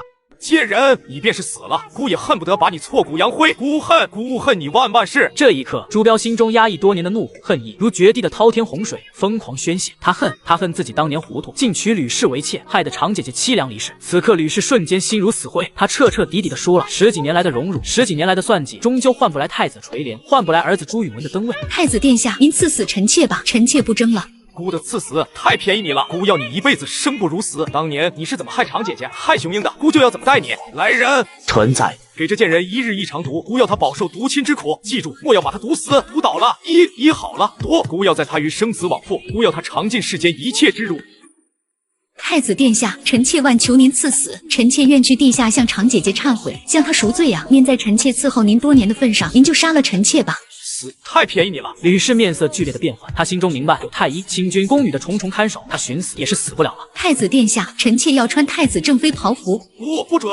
太子殿下，臣妾服了正，是陛下亲封的太子正妃呀！臣妾这一辈子为的就是这件袍服，这是臣妾死前唯一的念想了。您也要夺走吗？你不配！来，送吕氏服毒。遵旨。父亲，放心吧，婴儿，爹会好好保护你。今后你不敢杀的人，爹替你杀；你不敢做的事，爹替你做。天下的骂名，爹替你背。就算不要那皇位了，爹再也不会让你受到任何伤害。父亲，我的好婴儿，别怕，有父亲在，去做你该做的吧。允腾，你告诉大哥，这些年里哪些人欺负你了？哥哥，所有人都不当我是皇孙，都对我阳奉阴违，特别是这个太监来府和伺候父亲的常威，不止对我阳奉阴违，还动手，他们全都听太子妃的，把他们拿下。是圣孙。饶命啊！圣孙殿下，都是太子妃吩咐奴婢做的啊！你叫来福是吧？过了8年，你以为我不认得你了？为什么认不清楚自己什么身份？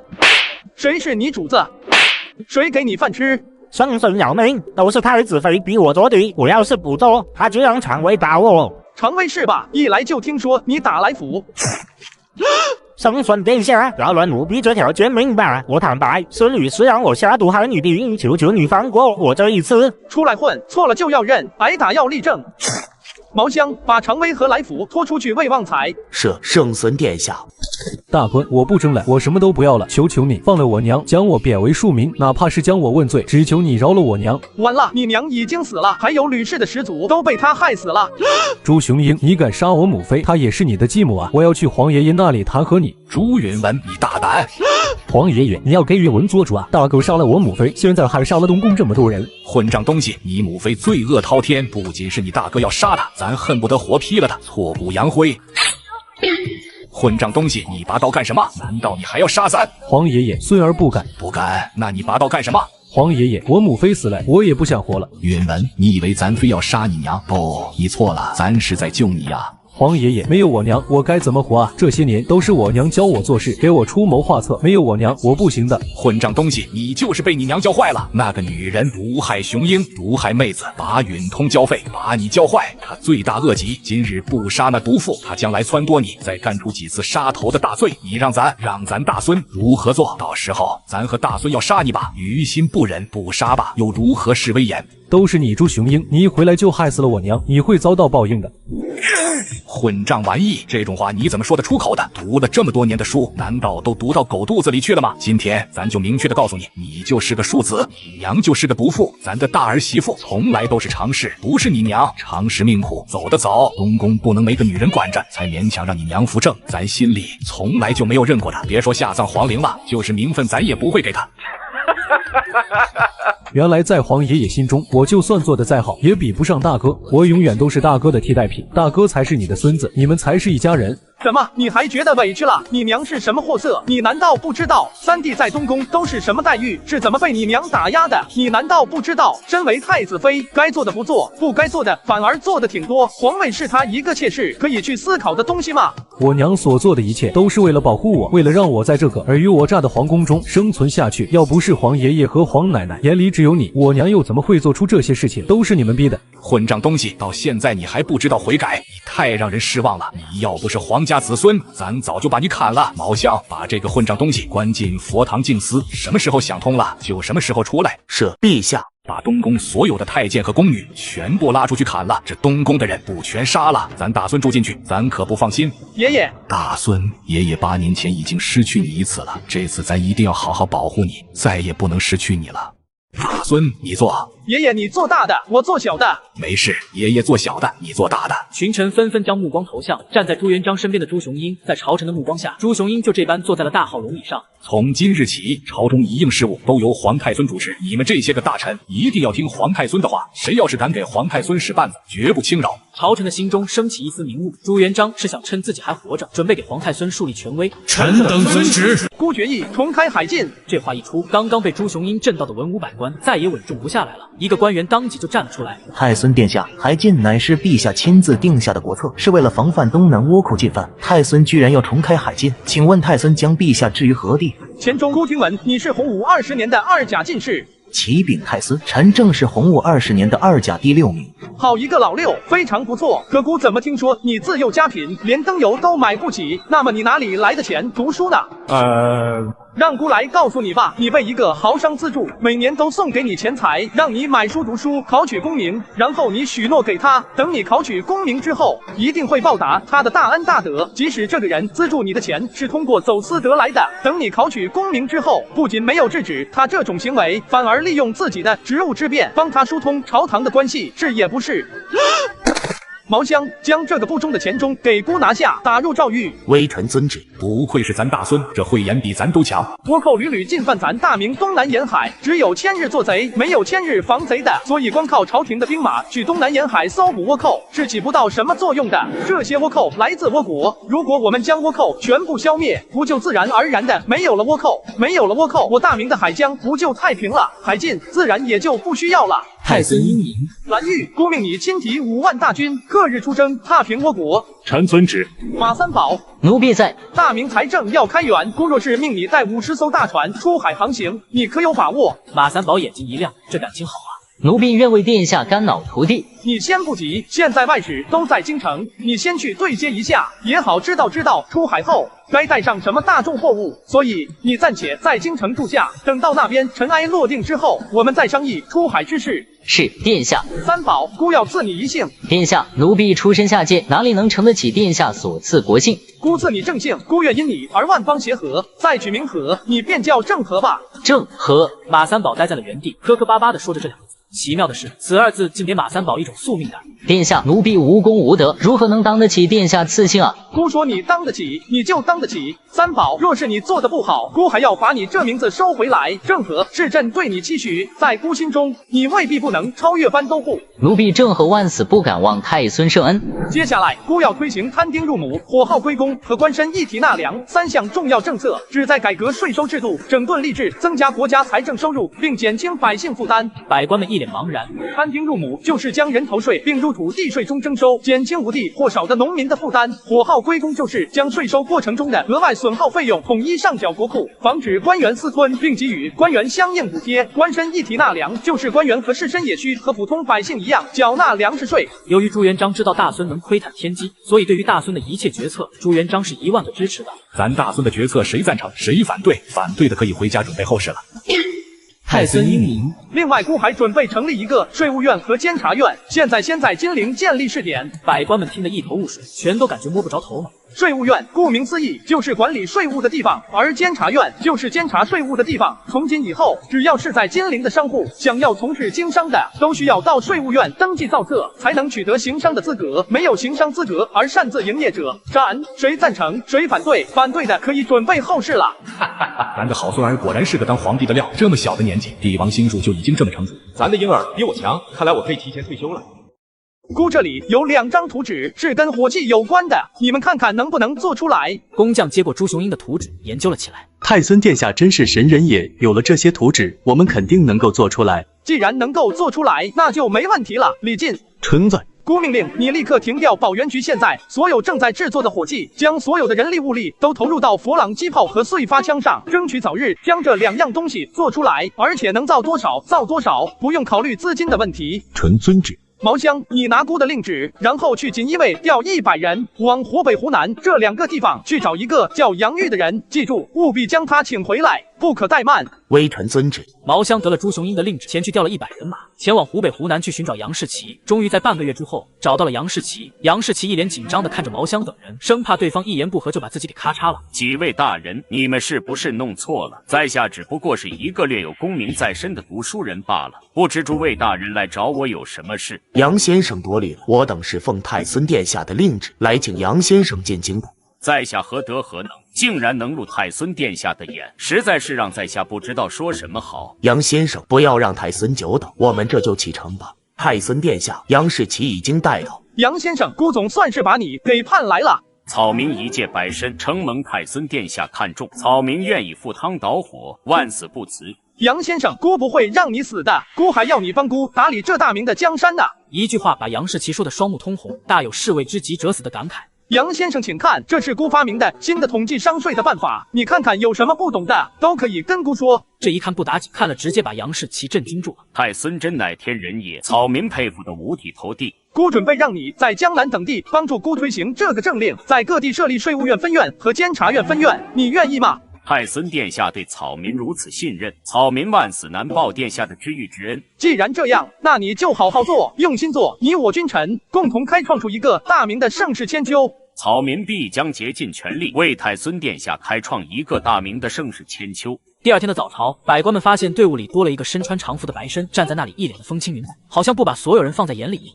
大孙，你只管放手去干，有咱给你撑腰，什么都不要怕。杨士奇听风，草民在。郭封你为江南巡察使，专司负责着手建立整个江南地区的税务院和监察院一事。启禀太孙殿下，自大明开国以来，都是以科举论才，此人来历不明，太孙贸然给这样一个来历不明的人为此重任，怕是不合理之案。非常之时，当用非常之人，行非常之事。况且杨士奇原本就不是白身，而是有功名在身的人，来年春闱，姑让他补上就是了。殿下，来年春闱，臣必然高中，若热不中，臣此生不再出仕。太孙殿下，京城棉赋，乡野棉田，移民复制棉品，此乃取货之道。朱雄鹰很清楚的知道，这些都是跟江南的富商们有勾结的人，为了阻止自己的税务院和监察院推行，不惜站出来顶撞自己。毛香，将你收集的那些证据拿出来。是，殿下。周立，户部侍郎，收受贿赂共计15万两。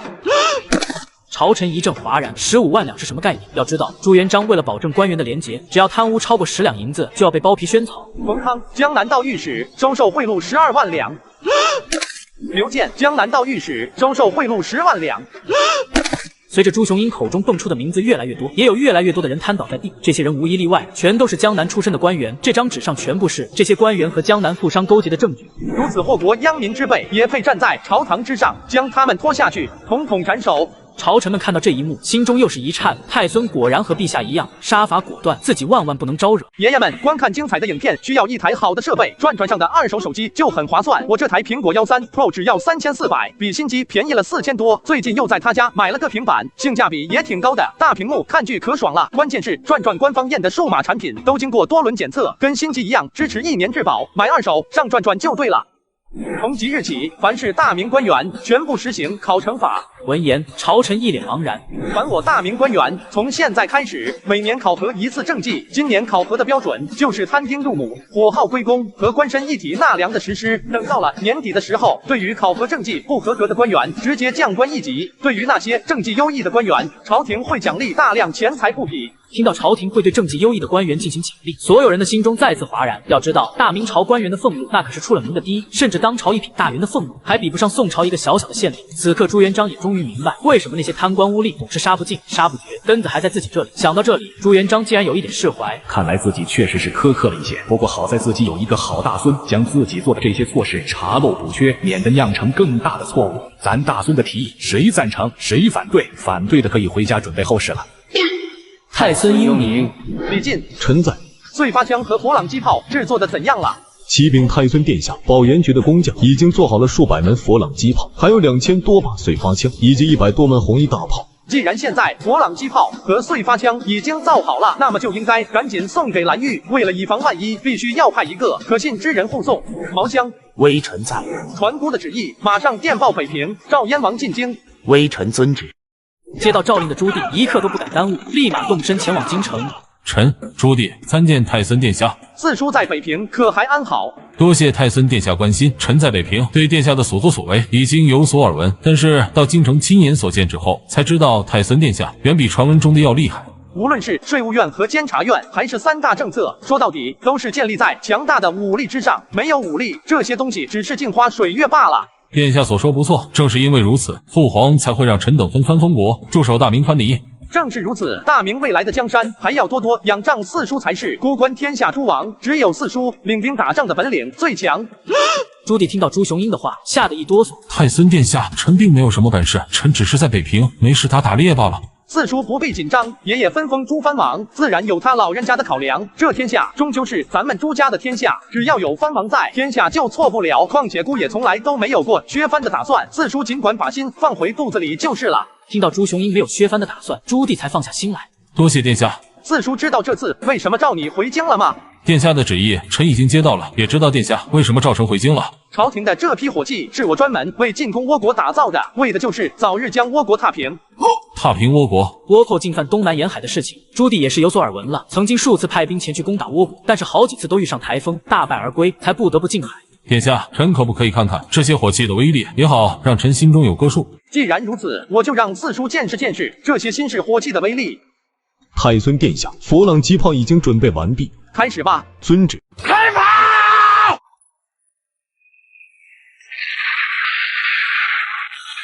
就这样接二连三的发射，朱棣整个人都被惊呆了。这些新式火器居然这么厉害，发射速度也太快了点吧！演示完毕佛朗机炮之后，朱雄英又将碎发枪拿了过来。这种新式的火铳不仅激发速度要比老式火铳快得多，而且更重要的是根本不怕下雨，在雨天也能照常使用，这太可怕了。朱雄英给朱棣带来的震撼远不止此。接下来，佛朗机炮配合着碎发枪，又进行了一次全火力覆盖演示。四叔看这些火器，可还入得了眼？岂止是能入眼，臣敢说这就是天下第一的火器。既然如此，四叔可否愿意把这些火器送到蓝玉将军那里去？太孙殿下放心，臣一定将这些火器安全的交到蓝玉大将军的手上。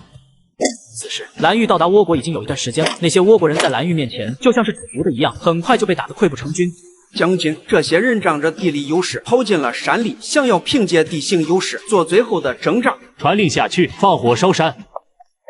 启禀大将军，燕王朱棣来了。朱棣，他怎么来了？启禀将军，燕王带着数百门火炮和1000把碎发枪赶来了。有请燕王。见过大将军，吾奉监国旨意，给将军送一些新式火器。蓝玉看见这些火器，眼睛都亮了起来，自己正愁怎么将这些倭国人赶尽杀绝，有了这些火炮，自然就不在话下了。传令下去，将这些大炮一字排开，进行覆盖式炮击。另外，把这些碎发枪分发下去，并告诉这些士兵，将这些山的周围团团围住，每10个人为1小队，只要发现山上有人跑下来，就开枪打死他。李将军，枪法真好，这都是第10个了吧？错了，是第11个。有一次是一枪杀了2个倭寇。李将军真是厉害，不如你一个人跟我们比，看看你杀的倭寇能不能超过我们。好啊，赌1个月的军饷，我赢了你们的军饷归我，你们赢了我的军饷你们平分。很快赌约就成立了，一群人热情高涨，争先恐后的开始猎杀那些倭寇。那些逃下来的倭寇都躲不过这一枪，纷纷成了他们的军功和战利品。蓝将军，这下能把这群倭寇给彻底斩草除根了吧？还是太孙殿下的新式火器厉害，没有这些新式火器，本将军还要多费不少的周章才行。确实，这些新式火器的威力实在是太强大了。继续开炮，不要停！开炮！这种地毯式的轰炸，让那些最后心存侥幸的倭寇彻底绝望。在被火炮炸死和被碎发枪打死之间，他们选择了被碎发枪打死，起码还能留个全尸。将军，这次终于将这群倭寇斩草除根了。还不够，来人！将军，放火烧山！士兵领命而去，很快，整座山上就烧起了熊熊大火。等到山火散去，整座山上已经变得光秃秃的了。蓝玉仍然不放心，全军出击，地毯式搜山，见到倭寇杀无赦，一个不留。朱棣看着如此认真的蓝玉，一阵腹诽。这种情况还用搜吗？就算是有活人，也早被烧死了。但是蓝玉却不管，太孙殿下的命令是斩草除根，那就一点都不能带折扣的。接到命令的士兵们小心翼翼地在山里搜寻，忽然一个士兵脚下一滑，发出一声惊呼：“这该不会是银子吧？”与此同时，蓝玉和朱棣也发现了山顶处有些银光闪闪的东西，最终确定这些东西正是银子，而这座山就是一整个银矿。禀报将军，阎王殿下，这个银矿前所未有的大，比以往见过的任何的银矿都要大，甚至有可能比目前大明所有的白银加起来还要多。现在已经归我们大明所有了。既然如此，那就赶紧回报朝廷吧。阎王殿下，大将军请讲。阎王，这里是一座岛屿，早没信号了，怕是联系不上太孙殿下了。没关系，用这个没信号也能打卫星电话。这手机这么高级，是不是得老贵了？没花钱，左下角免费领的，你想要也可以去领一台。不都说左下角是骗人的吗？现在很多人都被外面的假福利游戏吓怕了，但左下角这个我亲自验证过了，你上线要是看不到领取界面，可以直接卸载。你看这么多人都领到了，那现在去还有吗？有，因为这次是和左下角的厂商首次合作，所以特意准备了1万台。华为 Mate 60 Pro 和苹果15 Pro 都是全新正品，并且已经打包好放左下角链接了，先到先得哦。可我不会玩游戏啊。这游戏简单，可以自动挂机升级，再培养个手冲领的孙悟空，升级还能更快。那快教教我怎么领？你只要认准我左下角的专属福利链接，3秒下载注册后上线就能看见领取界面，挂机升级，直接给你包邮到家。我现在就去领一个。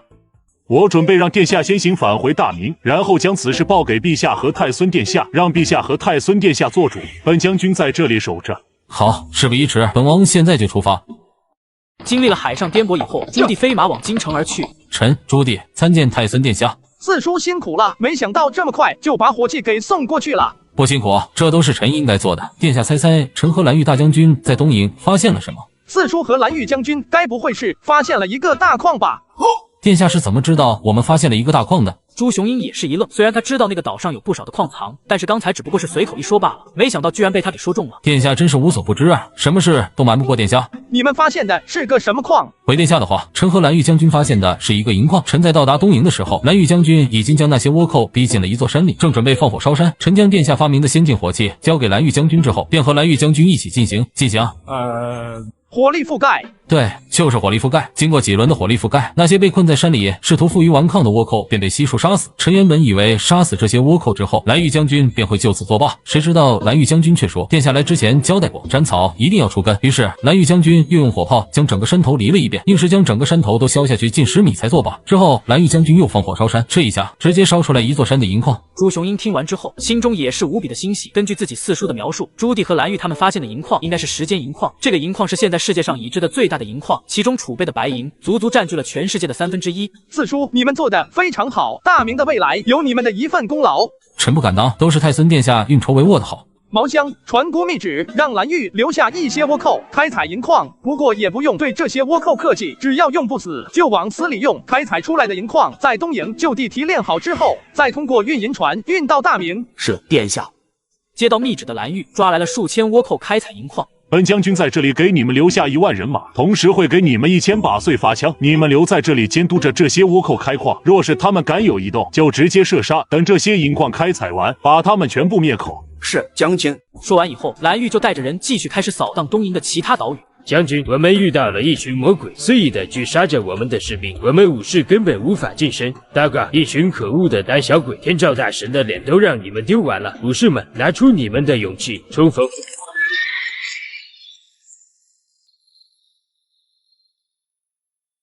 特么的，这仗还怎么打？你连人家身都进不了。大明事到如今，也只能投降了。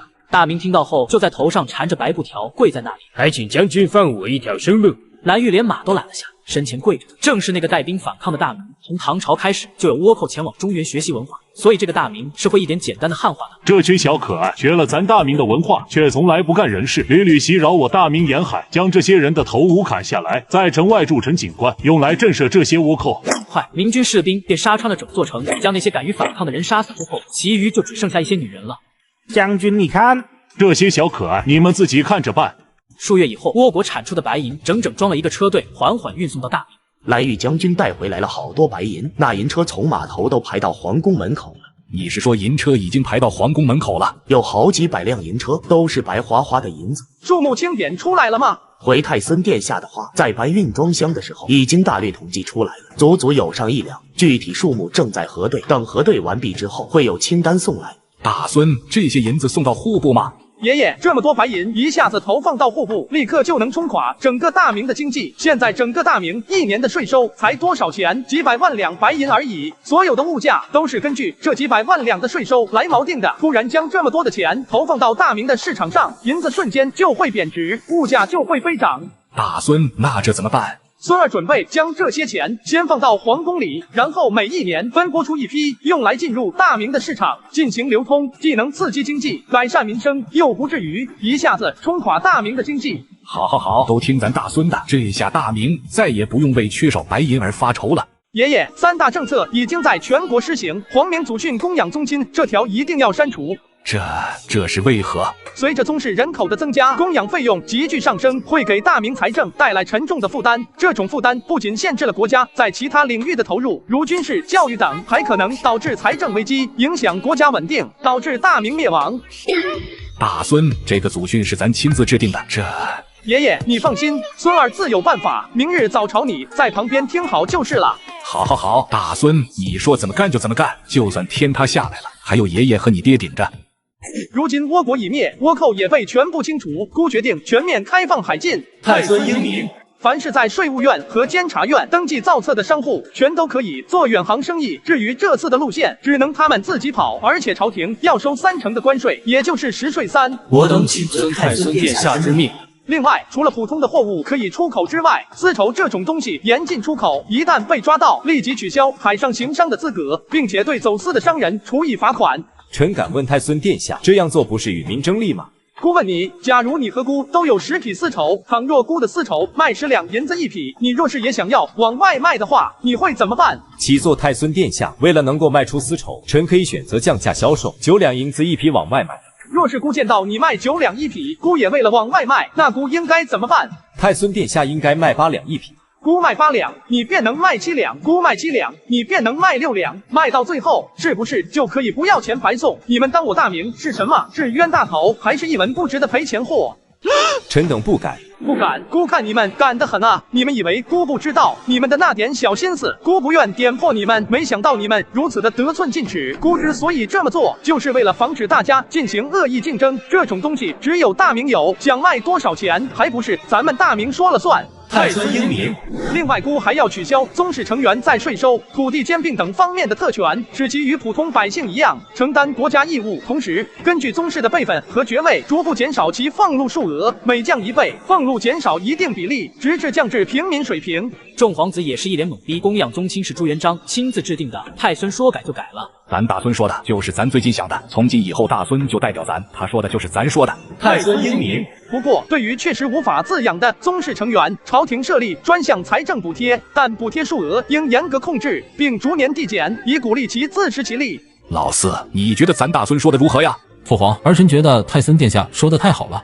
你们呢？谁赞成？谁反对？太孙英明。如今倭国已经覆灭，但是阿鲁台、瓦剌、鞑靼一直有不臣之心，并且对大明蠢蠢欲动，意欲图谋不轨。此战姑就是要明明白白的告诉世人和蒙古人，从此以后攻守一行了，后可往，我亦可往。太孙英明。朱棣，臣在。此次出征，姑命你为征北大将军，亲提20万大军，攻伐漠北，克日出征。臣领命。姑这里有2张图纸，你们看看能不能做出来。敢问殿下，这是个什么东西？这个东西叫蒸汽机，可以通过烧水产生巨大的能量，代替人工做一些做不到的事，比如说将一艘大船轻而易举地开动起来。工匠听到之后，先是震惊，但是随之而来的就是浓重的怀疑。李靖，臣在。姑命你亲自督办此事，务必把蒸汽机和纺织机做出来。是太孙殿下。数月以后，李靖不负太孙的期望，造出了大明的第1台蒸汽机。启禀太孙殿下，蒸汽机已经做出来了。看到面前崭新的蒸汽机，朱雄英的心中升起万丈豪情，这就是大明迈向世界前列的第1步。大孙，这个蒸汽机到底有何用？爷爷，这蒸汽机乃是一项跨时代的发明，其威力与意义非同小可。简而言之，这蒸汽机就像咱们农田里的大水牛，不过它不吃草，吃的是煤，却能干更重的活。它能转动轮子，带动机器，让织布更快，抽水更省力，还能让大船在河里跑得飞快，不用人划桨。有了它，咱们做事就更轻松，大明也会更富强。朱元璋听后，眼中闪过一丝惊讶与赞许。大孙啊，你这物件可真是了不得，既能减轻百姓劳苦，又能助我大明昌盛。看来咱们得好好琢磨琢磨，如何将其广泛用于农耕、运输、制造等各个方面，让天下百姓都能受益其中。你此功当记我大明史册之上。爷爷，孙儿还要发明一种前所未有的蒸汽火车。有了蒸汽火车，大明的行动力和运输力将大幅提升。试想西域叛乱一起，大明士兵即刻乘火车疾驰而至，犹如神兵天降，给予敌人极大的震撼。朱元璋越听越上头，他的心中对以后的大明充满了太多的期待。李靖，臣在。孤命你按照这个图纸，昼夜不停的研究，设计出火车。臣遵旨。孤欲要修建铁路，想要征发一些民夫，诸位爱卿有什么意见？由于太孙能窥探天机，朝臣虽然很疑惑，但是也没人提出反对的意见。太孙殿下，臣以为现在春耕刚刚结束，百姓们正是在家无事的时候，朝廷完全可以就近征发民夫，用来修建铁路。既然如此，那就按照这个方法来征发民夫。另外，那些没有土地的流民，想要前来帮助修建铁路的，也可以纳入进来。敢问太孙殿下，这些民夫们工钱该给多少？每个流民每个月5两银子的工钱。太孙殿下，这种工钱会不会太高了？孤已经调查过了，在沿海地方，那些商人们雇佣这些流民们，虽然没有这么高的价钱，但是有时候缺人的时候，他们也会提高工钱。综合算下来，1个月5两差不多。听到朱雄英的话，这个官员不再说话了。既然太孙殿下已经调查过，那就没有什么好说的了。这些钱由户部拨付，各地的监察院负责监察这些银两的去路，一定要对当地的官员严格管理，防止那些当地的官员贪污克扣，一经发现直接斩首，不用上报朝廷。听到朱雄英的话，众人心中一凛，所有人都知道这个皇太孙杀伐果断，万万不敢招惹。咱大孙说的对，若是遇到贪赃枉法之人，一定要严查，既不冤枉一个好官，也绝对不要放过一个贪官。一经查实，直接就地斩首，然后包皮宣草。若是有喊冤者，立即将喊冤的人押赴京城，一旦查出来是假的，一灭三族。臣等遵旨。诸位爱卿，可还有本奏？启禀太孙殿下，现在有战臣、南长、高棉帝国、阿巴等藩邦使节前来大明朝贡，请求觐见。宣太孙殿下有旨，宣藩邦使节觐见。Envoy of the Kingdom of Ava， 让他们把嘴巴闭上。太孙殿下有旨，藩邦使节不得军前事宜。启禀太孙殿下，此次藩使前来是向我大明朝贡而来，请太孙殿下允许他们纳贡。让他们一个一个来。阿瓦王国使节见过大明太孙殿下，这是外臣此次前来朝贡所带贡礼，请太孙殿下晓纳。阿瓦王国国王向大明进贡珍珠1壶，黄金50斤，宝石2箱，另有各种珍稀兽皮若干。朱雄英将礼品清单接过来之后，随手放在桌案上。为什么大明的太孙殿下没有什么反应？难道不应该对自己夸赞上几句，然后告诉自己对自己带来的贡礼十分满意吗？南掌王国使者见过太孙殿下。南掌王国国王向大明进贡珍珠10壶，黄金200斤，夜明珠1颗，象牙2对，宝石若干，本国土特产若干。朱雄英接过来以后，也是随手放在桌案之上。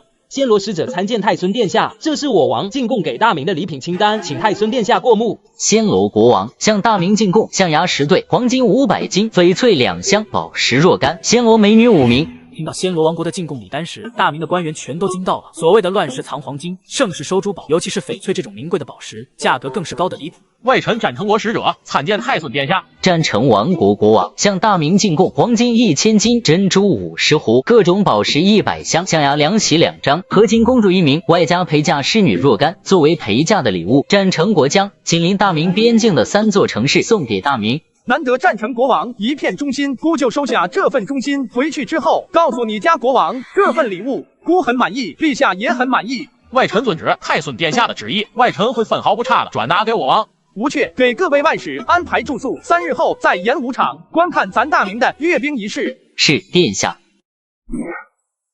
太孙殿下，受阅部队列队完毕，请您检阅。阅兵开始，开跑！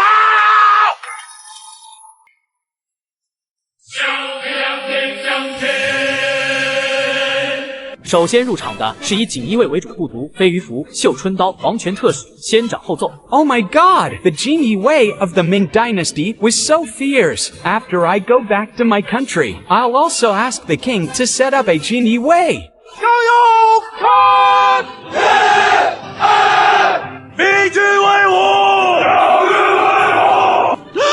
接下来入场的是以大明海军为主的部族，他们配备着明朝最高端的黑科技武器火龙出水，也是世界上最早的2级火箭，是今天多级火箭的鼻祖。火龙出水，难道这就是传说中大明舰队的主要武器吗？这就是火龙出水吗？太可怕了！回去告诉我王，一定要偷偷学习大明的技术。现在入场的是大明的空军，每个热气球由4名士兵组成，配备着50枚霹雳弹，空中投弹，势不可挡。可怕，太可怕了！大明的军队竟然能飞天，这要是攻城还怎么守？最后入场的是大明的炮兵方队，开炮！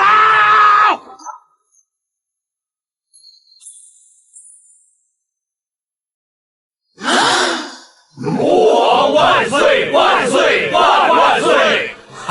大孙，你看这些外臣被咱大明的军威震慑住了。爷爷们，这么精彩的视频要用新的设备观看。最近换了新手机，看剧就是爽。大家换新后，旧的都怎么处理的？像我每次换下来的旧手机、平板、手表都会叫转转免费上门回收，价格满意现场打钱。我那台苹果14还卖了3800多，吃着饭就把手机给卖了，特别方便。要我说，趁着旧机还值钱，赶紧叫转转上门回收就对了。爷爷，尊严只在剑锋之上，真理只在大炮射程之内。只有我们强大，这些外臣才会臣服。大孙，你说的对，咱大明就是要做世界最强。你带咱去勉励一下将士们。皇明10余载，我汉家天下已经觉醒。大明的将士们用自己的热血，用自己手中的刀剑，为全天下的族人赢得了希望。汉人不再低人一等，汉人不再是奴隶，相反，汉人是这个天下最伟大的种族。不知道我们有许多的同胞，我们有许多的兄弟姐妹还生存在水深火热当中，他们还在备受欺凌，他们还在忍辱偷生，他们还在摔头胎。我们只能把自己的英雄血洒在这天下每一个有汉人的角落，告诉咱们自己的兄弟姐妹，我们日思夜想的事情，我们为之奋力拼杀的事情，就是要接他们回家。这个天下最宝贵的财富，不是金山银山，不是良田千里，是你们我大明的子民，才是这个天下最珍贵的，才是这个天下最值得珍惜的。吾王万岁！万岁！万岁！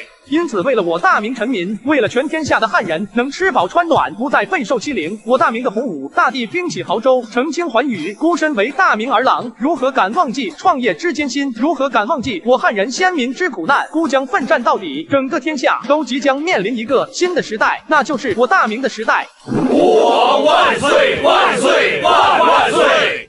启禀太孙殿下，这些藩邦使者在京10日已久，思乡深切，纷纷向臣禀明，想要返回母国。臣向太孙殿下询问，咱们应该怎么回礼？既然他们思乡深切，姑也不便多留，回礼的话就送一些玻璃工坊里出产的琉璃器吧。太孙殿下，咱们这么做是不是有些不妥？爱卿觉得有何不妥？藩邦来使，正是彰显大明国威的时候，用这些琉璃器回礼给这些藩邦使者们，是不是略微显得有些有损国威？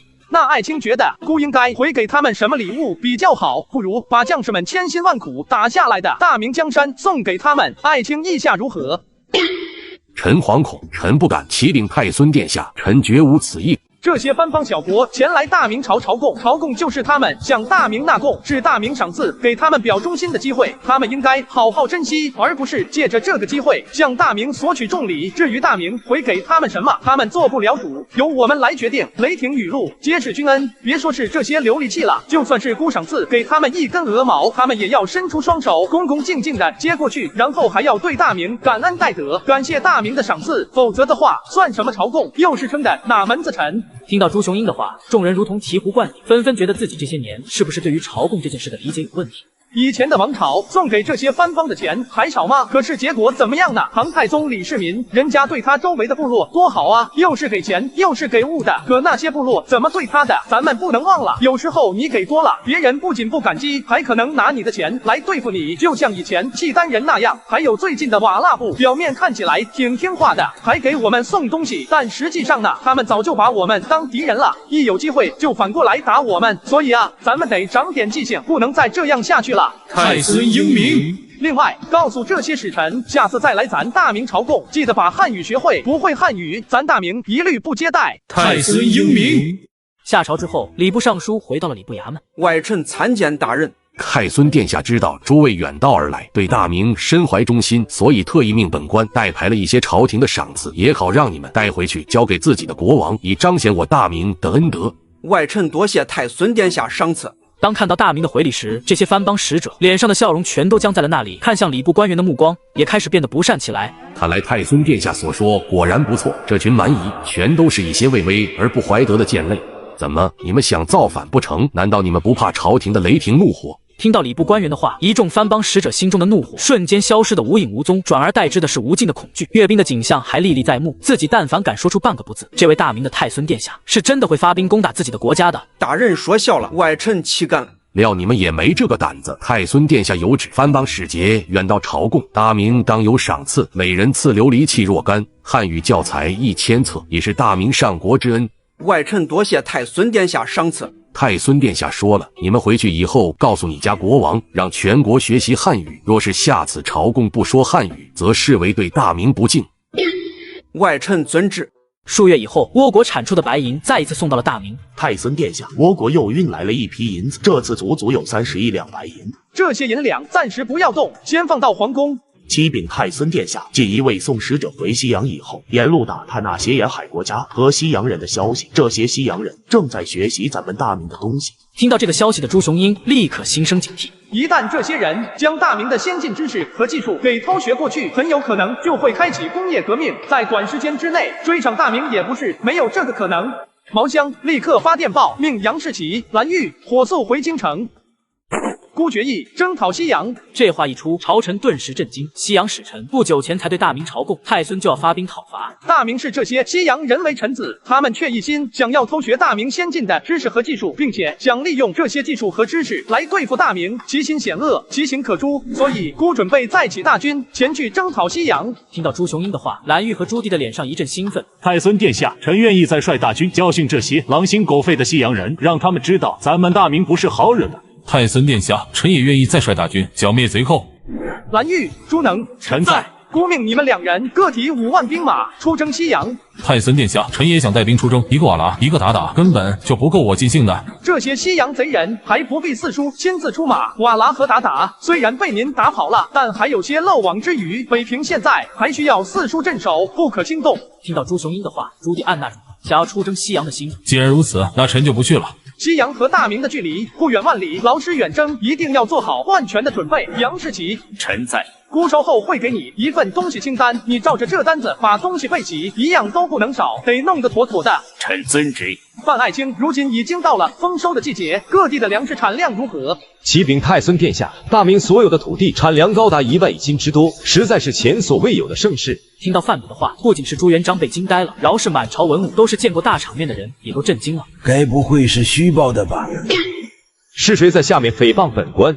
众位爱卿，范爱卿所说句句属实，哪位爱卿要是不信，尽可以去户部查阅。太孙殿下之能，我等远不及也。爷爷们，最近换了台新车，话说大家买新车后都会怎么处理旧车呢？像我的话，我把开了2年的大众高尔夫放瓜子二手车上卖了，没想到卖了11万。瓜子是全国买家拍卖模式，车放到平台后就有20多个买家出价，比我跑1-2家线下店卖的高多了。最近汽车掉价快，1年就没好几万。听我的，想卖车赶紧找瓜子预约，免费上门估价吧。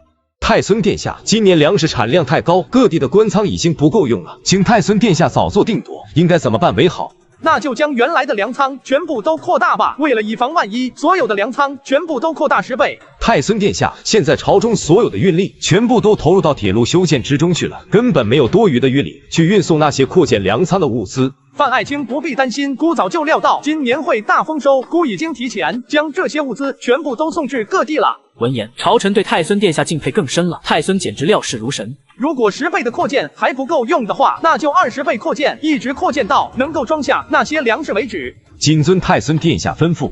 另外，各地的监察院严格监察官仓的扩建以及粮食的储备问题，一旦发现贪污克扣，直接就地斩首，尸首悬挂城墙7日，以示警戒。太孙英明。中秋将近，爱卿们兢兢业业，孤深感欣慰。下朝以后，所有人多发3个月俸禄，该俸禄全部用白银发放。吾皇万岁万岁万万岁！李进，火车制作进度如何了？启禀太孙殿下，火车头已经制作出来了。好，众卿随孤一起去看看这火车头。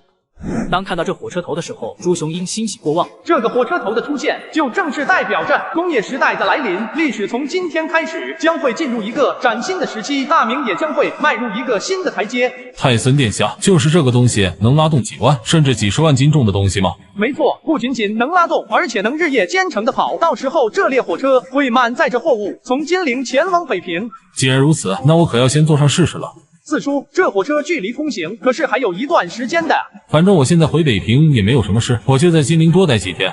大孙，这火车这么厉害，不知道该给这个火车头赐个什么名号？这火车是为了振兴汉室，孙儿就叫它兴汉号吧。太孙殿下志向之高远，只有那扶摇直上9万里的鲲鹏可以比拟。太孙殿下不愧是陛下血脉，和陛下一脉相承的想要兴复汉人，我等愿意追随太孙殿下，万死不悔。好，既然如此，就让咱们共同努力，为大明，为咱们汉人开拓一个无边的疆土，让咱们大明千秋万代的屹立在世界之巅。太孙英明。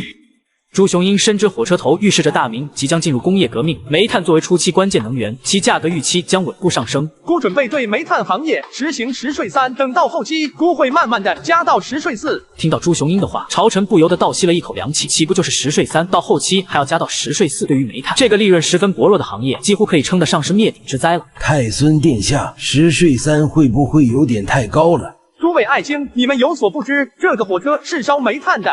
闻言，朝臣顿时明白了。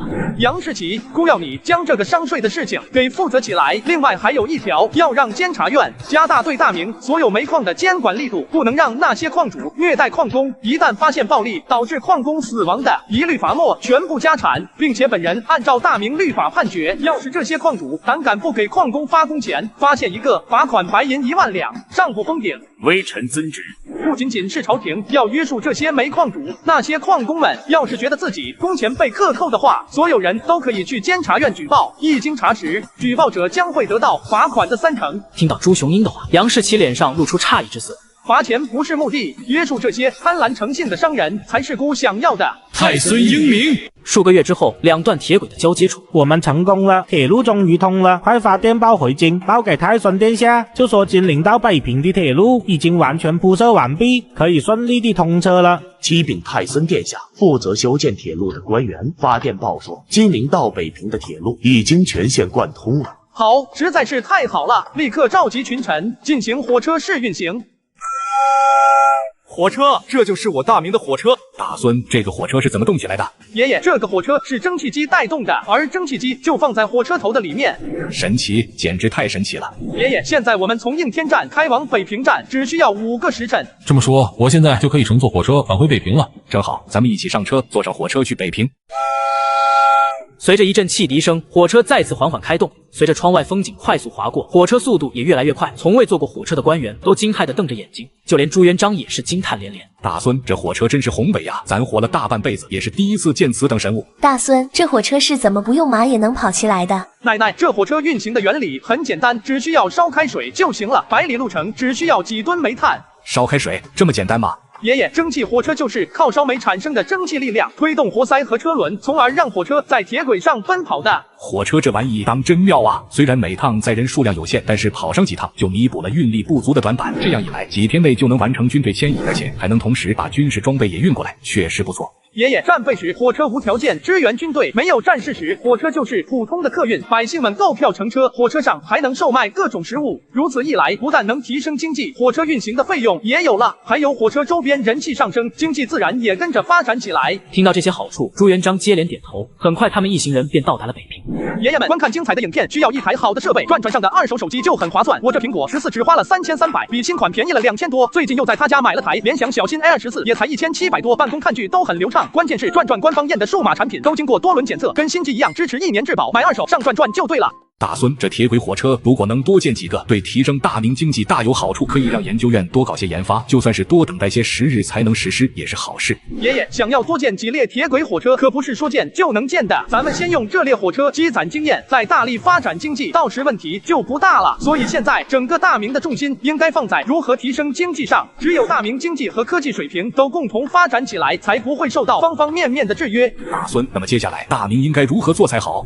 发展经济自然离不开民民生及经济及军事这些方面的发展，但是这些都不是短时间内能完成的。而眼下还有更重要的事情要做，那就是北伐，把漠北全部统一纳入咱大明的版图。大孙，你说的对，你之前说咱大明灭亡以后，女真取代了咱大明，所以必须统一漠北，消灭一切外患。爷爷，事不宜迟，咱们这就动身回应天，立刻安排北伐事宜吧。随着一阵汽笛声，火车再次缓缓开动。5个时辰以后，众人就回到了应天。第二日早朝，为了找一个对女真发兵的理由，朱雄英拿出一把剑簇。这些剑簇是来自白山黑水之间的女真人，这些女真人凶狠成性，大明的百姓只不过是去开垦一些荒地，这些人就痛下杀手，所以孤决定剿灭女真。太孙殿下，那些女真人不过是一些已经退化的野人罢了，不值得朝廷这么大动干戈。孤这不是在跟你们商量，而是在告诉你们，孤要剿灭女真人。听到朱雄英杀气腾腾的话，众人噤若寒蝉，不知道这些女真人为什么惹得太孙殿下这么生气。朱棣，臣在。孤命你亲提5万大军荡平女真。臣遵旨。接下来，孤准备迁都北平。这话一出，群臣被朱雄英的想法惊呆了。北平地处华北平原与蒙古高原的交界处，是连接东北、华北和西北的咽喉要地。迁都北平可以更有效地管理边防事务，确保国家的安全。历史记载，朱元璋也有迁都的打算，但因朱标去世，这对朱元璋打击巨大，他可能因此失去了迁都的动力和决心。应天虽然地理位置优越，但定都于此的朝代多为短命王朝，且未能实现天下统一。此外，应天地处东南，不利于对全国形势的掌控，所以迁都势在必行。谁赞成，谁反对，反对的可以回家准备后事了。陛下英明，太孙英明。如今各州府发展都非常强劲，这也意味着大家工作量比以前增加了许多，身体都出现不同程度损耗。还有百姓，虽然他们的收入提高了，但是个人保障几乎没有，一旦生病，没有了收入后，基本上都负担不起昂贵的治疗费用。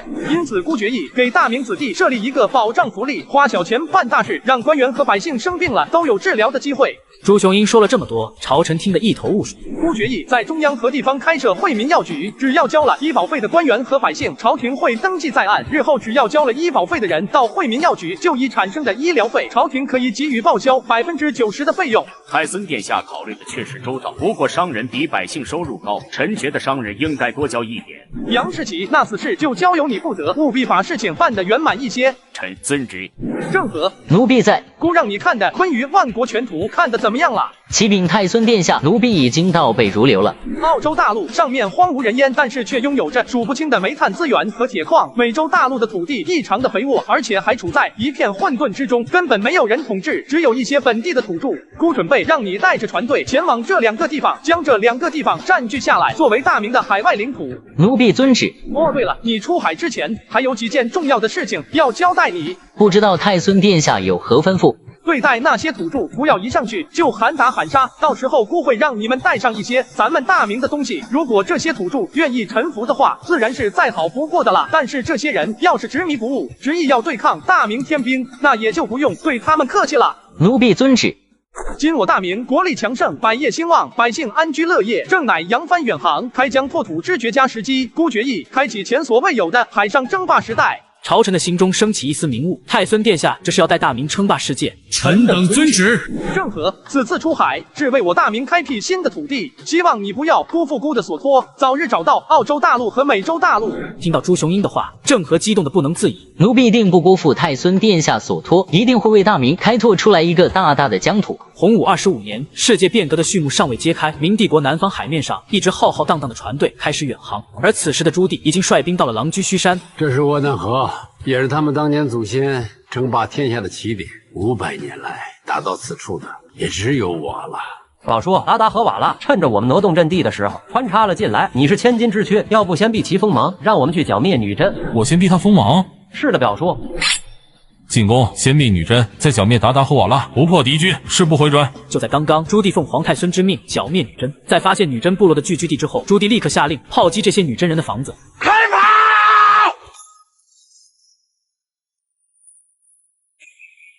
不能再退了，咱们已经无路可退了。不退的话还能怎么办？这么多天下来，又不是没有跟明军打过仗，但是咱们的人连一点伤害都没能造成，反而是因此损失了不少的人手。那你说该怎么办？打又打不过，跑又跑不了，难道咱们只能在这里等死吗？此话一出，所有人都感到一阵深深的无力感。不如我们向明军投降吧。此话一出，众人在吃惊之余，纷纷对着声音发出的方向怒目而视。你们也看到了，大明的兵器远远不是咱们的族人所能够抗衡的，要是还继续抵抗的话，咱们都要被灭族了。听到此人的话，众人再次陷入了一阵沉默。现在的情况是打又打不过，跑又跑不了，继续抵抗的话就只能等死。看来只有把我刚来的车送给大明了。你又换车了？哪有，这是我在瓜子二手车上买了台21款的特斯拉Model 3，没想到只花了9万9，比新车便宜了13万多，但开起来跟新的一样。现在新车掉价快，买瓜子可划算。这么便宜，靠谱吗？当然，瓜子每台车都经过官方专业检测，还能限时开3天，放心买就行。现在去瓜子搜车好省，你也能9万9买特斯拉，千万别错过了。再说了，现在是大明统治中原，又不是那些蒙古人，咱们向大明投降也不算是违背了祖训，而且咱们也不一定是真的投降，到时候到明军主将面前，擒贼先擒王，说不定还能够抢了这些明军的火炮，拿来自己用。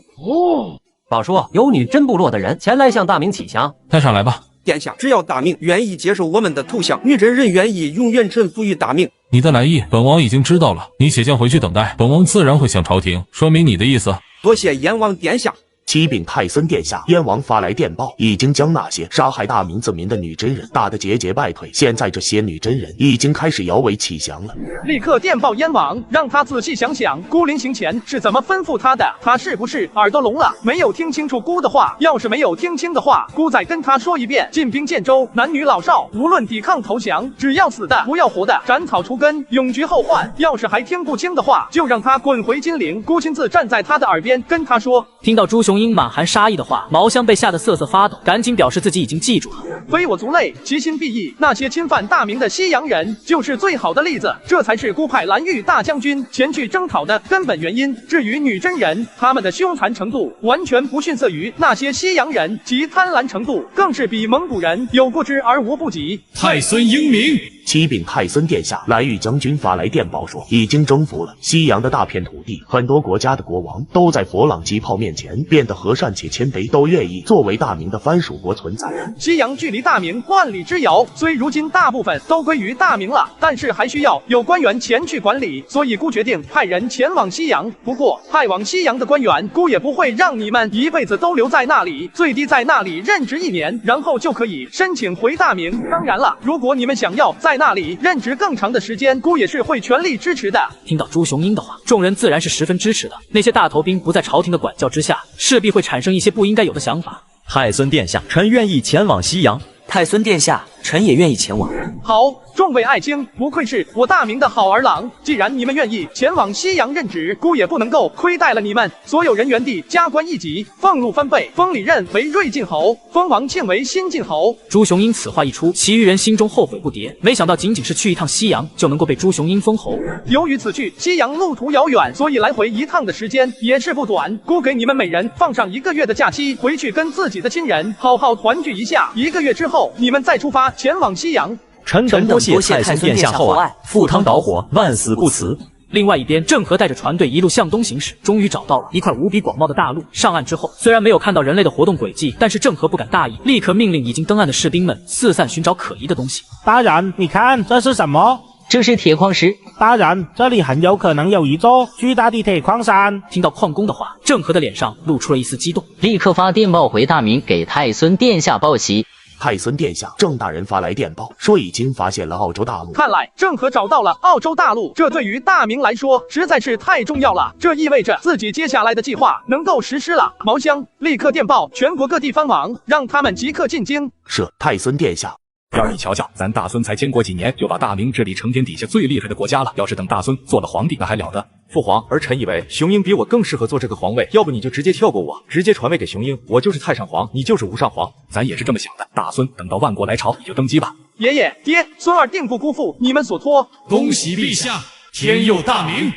如今西洋30余国皆臣服于大明，孤决议将种姓制度推行下去。闻言，朝臣一脸茫然。种姓制度就是将人们按照出生和血统严格划分为不同阶层，每个阶层在职业、婚姻、社会地位等方面都有严格规定，且这些规定是世袭的。但是就算大明官阶最低的士兵，都要比这些所谓的高种姓人还要尊贵。这些人见到大明的士族，都要毕恭毕敬的行礼。长此以往下来，这些西洋人的奴性就会深深的刻在骨头里，从而才会对大明怀有虔诚之心。太孙英明，诸位皇叔，此次我叫你们进京，是想让你们去澳洲开垦新土地。前段时间我派了一支船队出海向东，然后这支船队找到了一块面积不下于大明的无主之地。听到朱雄英的话，在场的所有藩王全部惊呆了，一块面积不下于大明的地盘，而且还是无主之地。那现在这个地方肯定已经落到大明的手里了。现在那块地盘已经被我派出去的人给占领了下来。根据他们发来的电报，那块地方的土地无比的肥沃，甚至要比咱们大明的土地还要肥沃。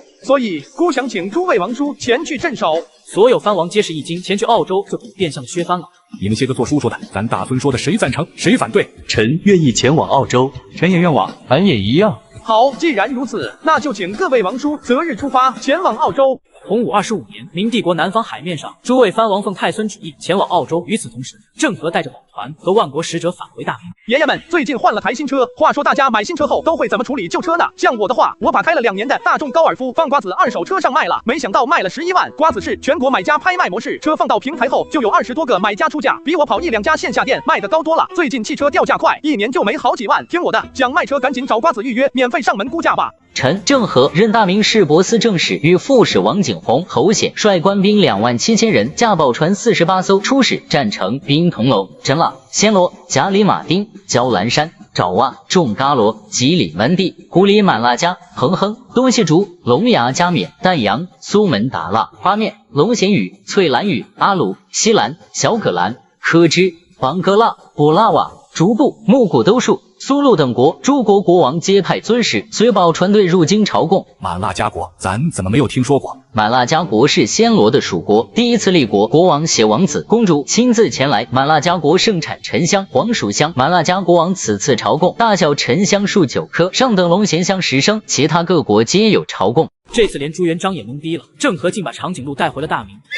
郑和，这到底是个什么东西？陛下，使臣说它叫麒麟。麒麟。爷爷圣明啊，一眼就认出了这传说中的祥瑞，此物就是麒麟，无疑。皇上圣明。太孙殿下，臣请让各国朝贡。让各国依次朝贡。在太孙的示意下，太监们将这些奇珍异宝带入大殿。臣此次共带回珍珠、珊瑚、金箔、乳香、胡椒、龙涎香等海外产物，共计821种，装运135船，更有各类奇禽异兽多种，巨象5头，雄狮10只，奇鸟100只，花木无数。看着琳琅满目的海外物品，群臣瞪大了眼睛，就连朱元璋也是惊叹连连。大孙，要是没有郑和下西洋，咱还真不知道大明之外还有如此多的国家和物产。可见乾坤浩瀚，四海无涯，天下之大，无奇不有。爷爷，以后这些国家都只会臣服一个国家，那就是大明。好，不愧是咱大孙，这皇位还得由你来做。陛下圣明，太孙千岁。宣各国使者觐见。一群身穿不同服饰的使臣，满脸惊讶地走了进来。他们从未见过如此金碧辉煌的大殿，群臣也没有见过这么多的使臣，纷纷露出了自豪的表情。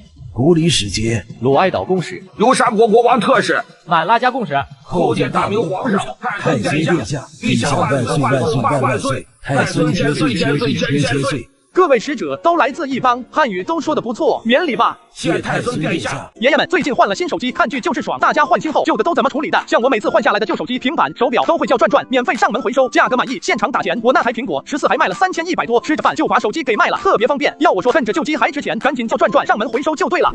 郑和此次下西洋，载誉而归，友邦纷纷来朝，你功不可没，孤封你为海疆平静使。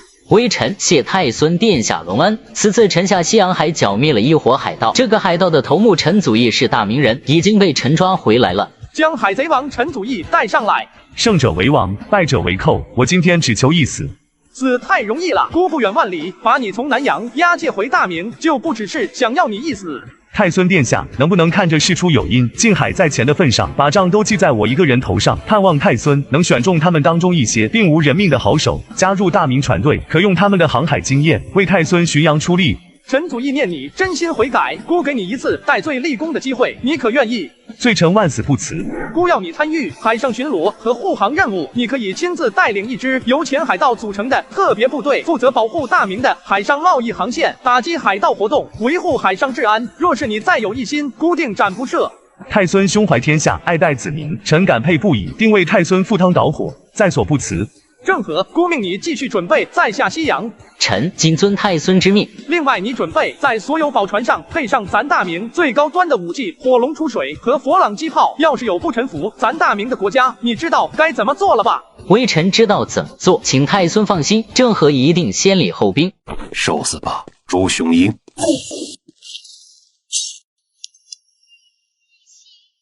彪儿，爹，来人护驾！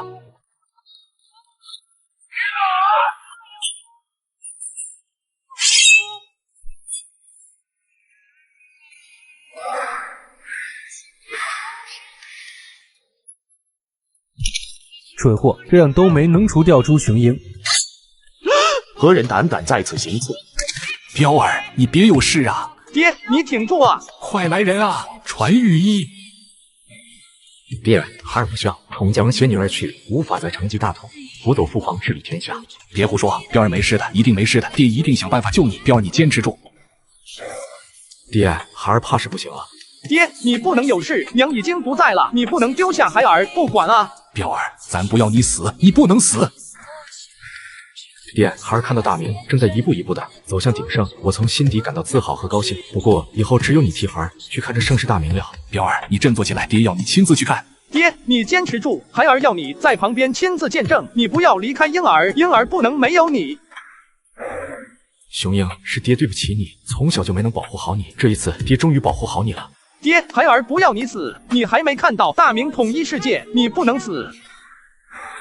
如今的大明，百姓能吃饱饭、穿暖衣，我已经很自豪了。爹，雄鹰，我累了，想休息了。彪儿，爹，陛下，御医带司公来了。你们不管用什么办法，一定要救活咱的彪，不然就诛你们9族。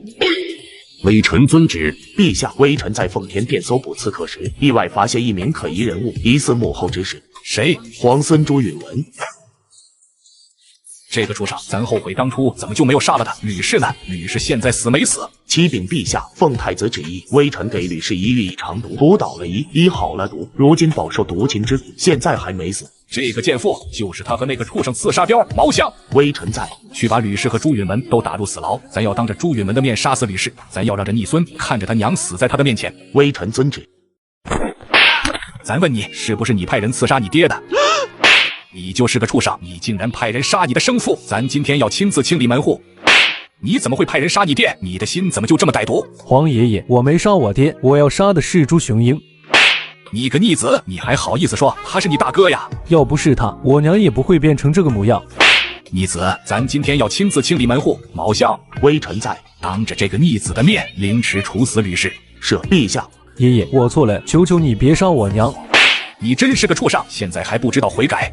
爷爷，你消消气。大孙，把这个逆子从族谱上除去，再挫骨扬灰，让他不得好死。爷爷，这事情孙儿去办，你别动怒，别气坏了身子。御医，传御医。爷爷，你怎么了？别吓孙儿了。太孙殿下，陛下只是气急攻心，并无大碍，只需要休息片刻便能醒来。你们都出去吧，姑想单独陪陪皇爷爷。爷爷，你快醒来吧，这可怎么办？爹也昏迷了，爷爷也昏迷了，不行，得想个办法唤醒爷爷。咱的大孙，咱的彪儿。爷爷，孙儿在这里呢。大孙，你没事？放什么大明送葬曲呀？爷爷，你终于醒了，吓死孙儿了。爷爷刚才做了一个梦，梦见彪儿、妹子还有大孙，你们都死了，还好你叫醒了咱，吓死咱了。爷爷，你应该是最近太累了。对了，彪儿怎么样了？爷爷，父亲已经没大碍了。太医戴司公说，父亲好在没有伤到要害部位，现在虽然处于昏迷状态，但是已经没有生命危险了。那就好，还好彪儿没事。对了，大孙，把朱允文那个畜生尽早处死，咱真是做了孽，生他这么个孙子。爷爷，你别气坏了身子，这事情交给毛香去做就是了。你好好休息，等父亲好了，咱们一起坐上火车去散心。正好可以开咱刚买的车去兜风。爷爷，你又换车了？哪有，这是我在瓜子二手车上买了台21款的特斯拉 Model 3，没想到只花了9万9，比新车便宜了13万多，但开起来跟新的一样。现在新车掉价快，买瓜子特划算。这么便宜，靠谱吗？当然，瓜子每台车都经过官方专业检测，还能先试开3天，放心买就行。现在去瓜子搜车豪爽，你也能9万9买特斯拉，千万别错过了。好好好，等彪儿好了，大孙你就登基。你爹身体也不好，咱也不让他留在朝堂了，咱准备带着彪儿还有妹子去凤阳住一段时间，远离朝廷，过过清闲的日子。那孙儿也陪你们去住几天。大孙，你可走不得，你走了这朝堂可就乱了。你不用围着咱们转，你做好正事就行。爷爷，孙儿知道了，那你早点休息，我去看看父亲。吕氏，你这个贱人，咱今天就当着你儿子的面亲手杀了你。皇爷爷为什么要杀了我娘？我娘是无辜的。你娘就是天底下最毒的贱妇，为了上位当太子妃，她毒死了雄鹰他娘，为了能让你成为皇太孙，她又给雄鹰下毒，就连最无辜的大妹子，你娘也想毒死她，你说她该不该杀？皇爷爷，不是这样的，求求你放了我娘。你也不是什么好东西，等杀了你娘，咱再来收拾你。来人，将吕氏凌迟处死，再扔出去喂狗。是陛下。朱允文，你就是个祸害，你还敢说自己是冤枉的？你敢说你大哥被下毒？你娘做这一切到底是为了谁？你都不知道，只是咱没想到你小小年纪竟然如此歹毒，为了争夺太孙之位，不仅大哥你不放过，竟然还要杀了你爹。倒反天罡的东西，今天就让咱亲手杀了你。皇爷爷，我是被冤枉的，是我娘指使我这么做的。真正的朱雄鹰早就死了，这个朱雄鹰是假的，他是假的，我亲眼看到他中毒死了的，你们都被他骗了。你这个畜生，到死还不知道悔改！你读了这么多年的书，都读到狗肚子里面去了。咱后悔没有在大孙刚回来的时候杀了你。皇爷爷，我错了，你别杀我，我出家，我去当和尚，你别杀孙儿。来人，将此人尸体与吕氏一同扔出去喂狗，将其从朱家族谱除名。是陛下。给咱查，凡是和朱允文有关系的官员，全部赐死。是陛下。洪武26年，朱元璋再起大案，凡是和朱允文有关系的江南官员全部诛杀，共计5000余人。爷爷们，观看精彩的影片需要一台好的设备，转上的2手手机就很划算。我这苹果14只花了3300，比新款便宜了2000多。最近又在他家买了个平板，性价比也挺高的，大屏幕看剧可爽了。关键是转官方验的数码产品都经过多轮检测，跟新机一样，支持1年质保，买2手上转就对了。皇孙朱允文刺杀皇太子朱标，倒反天罡，禽兽不如，如今已经伏法，其母也被咱凌迟。听到朱元璋的话，朝臣震惊了，他们根本想不到朱允文竟然连亲生父亲都不放过。此次与朱允文和吕氏有书信往来的江南官员，共计5271人，都已经全部斩首，并夷三族。听到朱元璋的话，朝臣再次一震，希望你们个大臣不要再有什么歪心思，好好为朝廷效力。要是敢对咱还有咱大孙有一丝的异心，就别怪咱的大刀无情。听到朱元璋的话，百官们心中暗暗打定主意，从此之后，如果不是到万不得已，万万不可顶撞太孙殿下。臣等誓死效忠大明，誓死效忠皇帝陛下，誓死效忠皇太孙殿下。咱决议1个月以后迁都北平，咱退位，皇太孙正式登基。吾皇万岁万岁万万岁！杀无赦，一个不留。朱元璋准备迁都北平，可百官大多都是与江南士绅有所勾连，为了利益都反对迁都，尤其是齐泰、王子成、方孝孺更是给朱元璋算起了账。陛下，如今虽然国家财政收入日益增加，可是郑和下西洋，蒸汽火车和铁路的修建已经赤字巨大，就算大明再有钱，也经不起迁都啊。是啊，陛下，要是眼下迁都的话，北疆的房屋还要不要？农田水利还修不修？国家的运转，百姓的生计还管不管？陛下，要么不要再提迁都之事，要么赶紧让郑和回国，暂把巡洋之举。臣等不议。朱雄鹰深知这些文官的士族生意都在江南，所以才不想迁都。爷爷，权势生长于千年，不变的陈旧泥土，文风见地禁锢于败朽的典章旧制，根基太深，人脉太厚，不连根拔起，后患无穷啊！好啊，你们这群腐儒反对咱迁都，都是为了你们自己的利益是吧？迁都这件事，咱已经决定了，谁赞成，谁反对，反对的可以回家准备后事了。陛下为了大明的江山社稷，还请三思啊！是啊，陛下，请您三思啊！方小奴，你就不怕咱诛你9族吗？陛下，就算你诛臣10族，臣也要反对迁都。好，咱就成全你，诛你10族。你们些个大臣，还有谁反对的？陛下圣明，臣等支持迁都。老乡，给咱查，凡是和江南士绅有勾连的官员，贪污受贿，一旦查实，全部斩首，并且夷三族。是陛下。洪武26年，毛乡发动锦衣卫，对江南士绅和百官进行彻查，牵连出的贪官数万人。你们当官就一定是要发财吗？千里做官的就是为了发财。请问在这里的人有一半是干净的吗？你放心，咱会查出一个杀一个，咱要杀尽天下贪官。来人，在。把他们拖出去，包庇宣草，诛灭3族。朱元璋，你何不杀我9族、81族、360族？贪官是杀不完、斩不尽的。咱是真没想到大明朝会有如此多的贪官，官官相互勾连士绅，这些贪官可真是老寿星吃砒霜，活得不耐烦了。从即日起，全国各地贪污超过60两，一律斩首；贪污超过600两，一灭3族。另外，行贿之人也一并斩首。陛下英明。爷爷们，最近换了台新车，话说大家买新车后都会怎么处理旧车呢？像我的话，我把开了2年的大众高尔夫放瓜子2手车上卖了，没想到卖了11万。瓜子是全国买家拍卖模式，车放到平台后就有20多个买家出价，比我跑1、2家线下店卖的高多了。最近汽车掉价快，1年就没好几万。听我的，想卖车赶紧找瓜子预约，免费上门估价吧。洪武26年，为了根除南京士大夫的根基，朱元璋假借惩治贪官，继而大肆诛杀江南官员10086人，史称江南士族案。洪武27年，朱元璋迁都北平，朱雄鹰正式登基称帝。洪武28年，世界一统，人类所及之地皆日月山河，大明疆土。即便我不变。你说什么？奇变偶不变，符号看象限。你是谁？你怎么会知道这些话？雄鹰，你还记得爷爷让你来扫墓要告诉你的答案吗？答案，爷爷。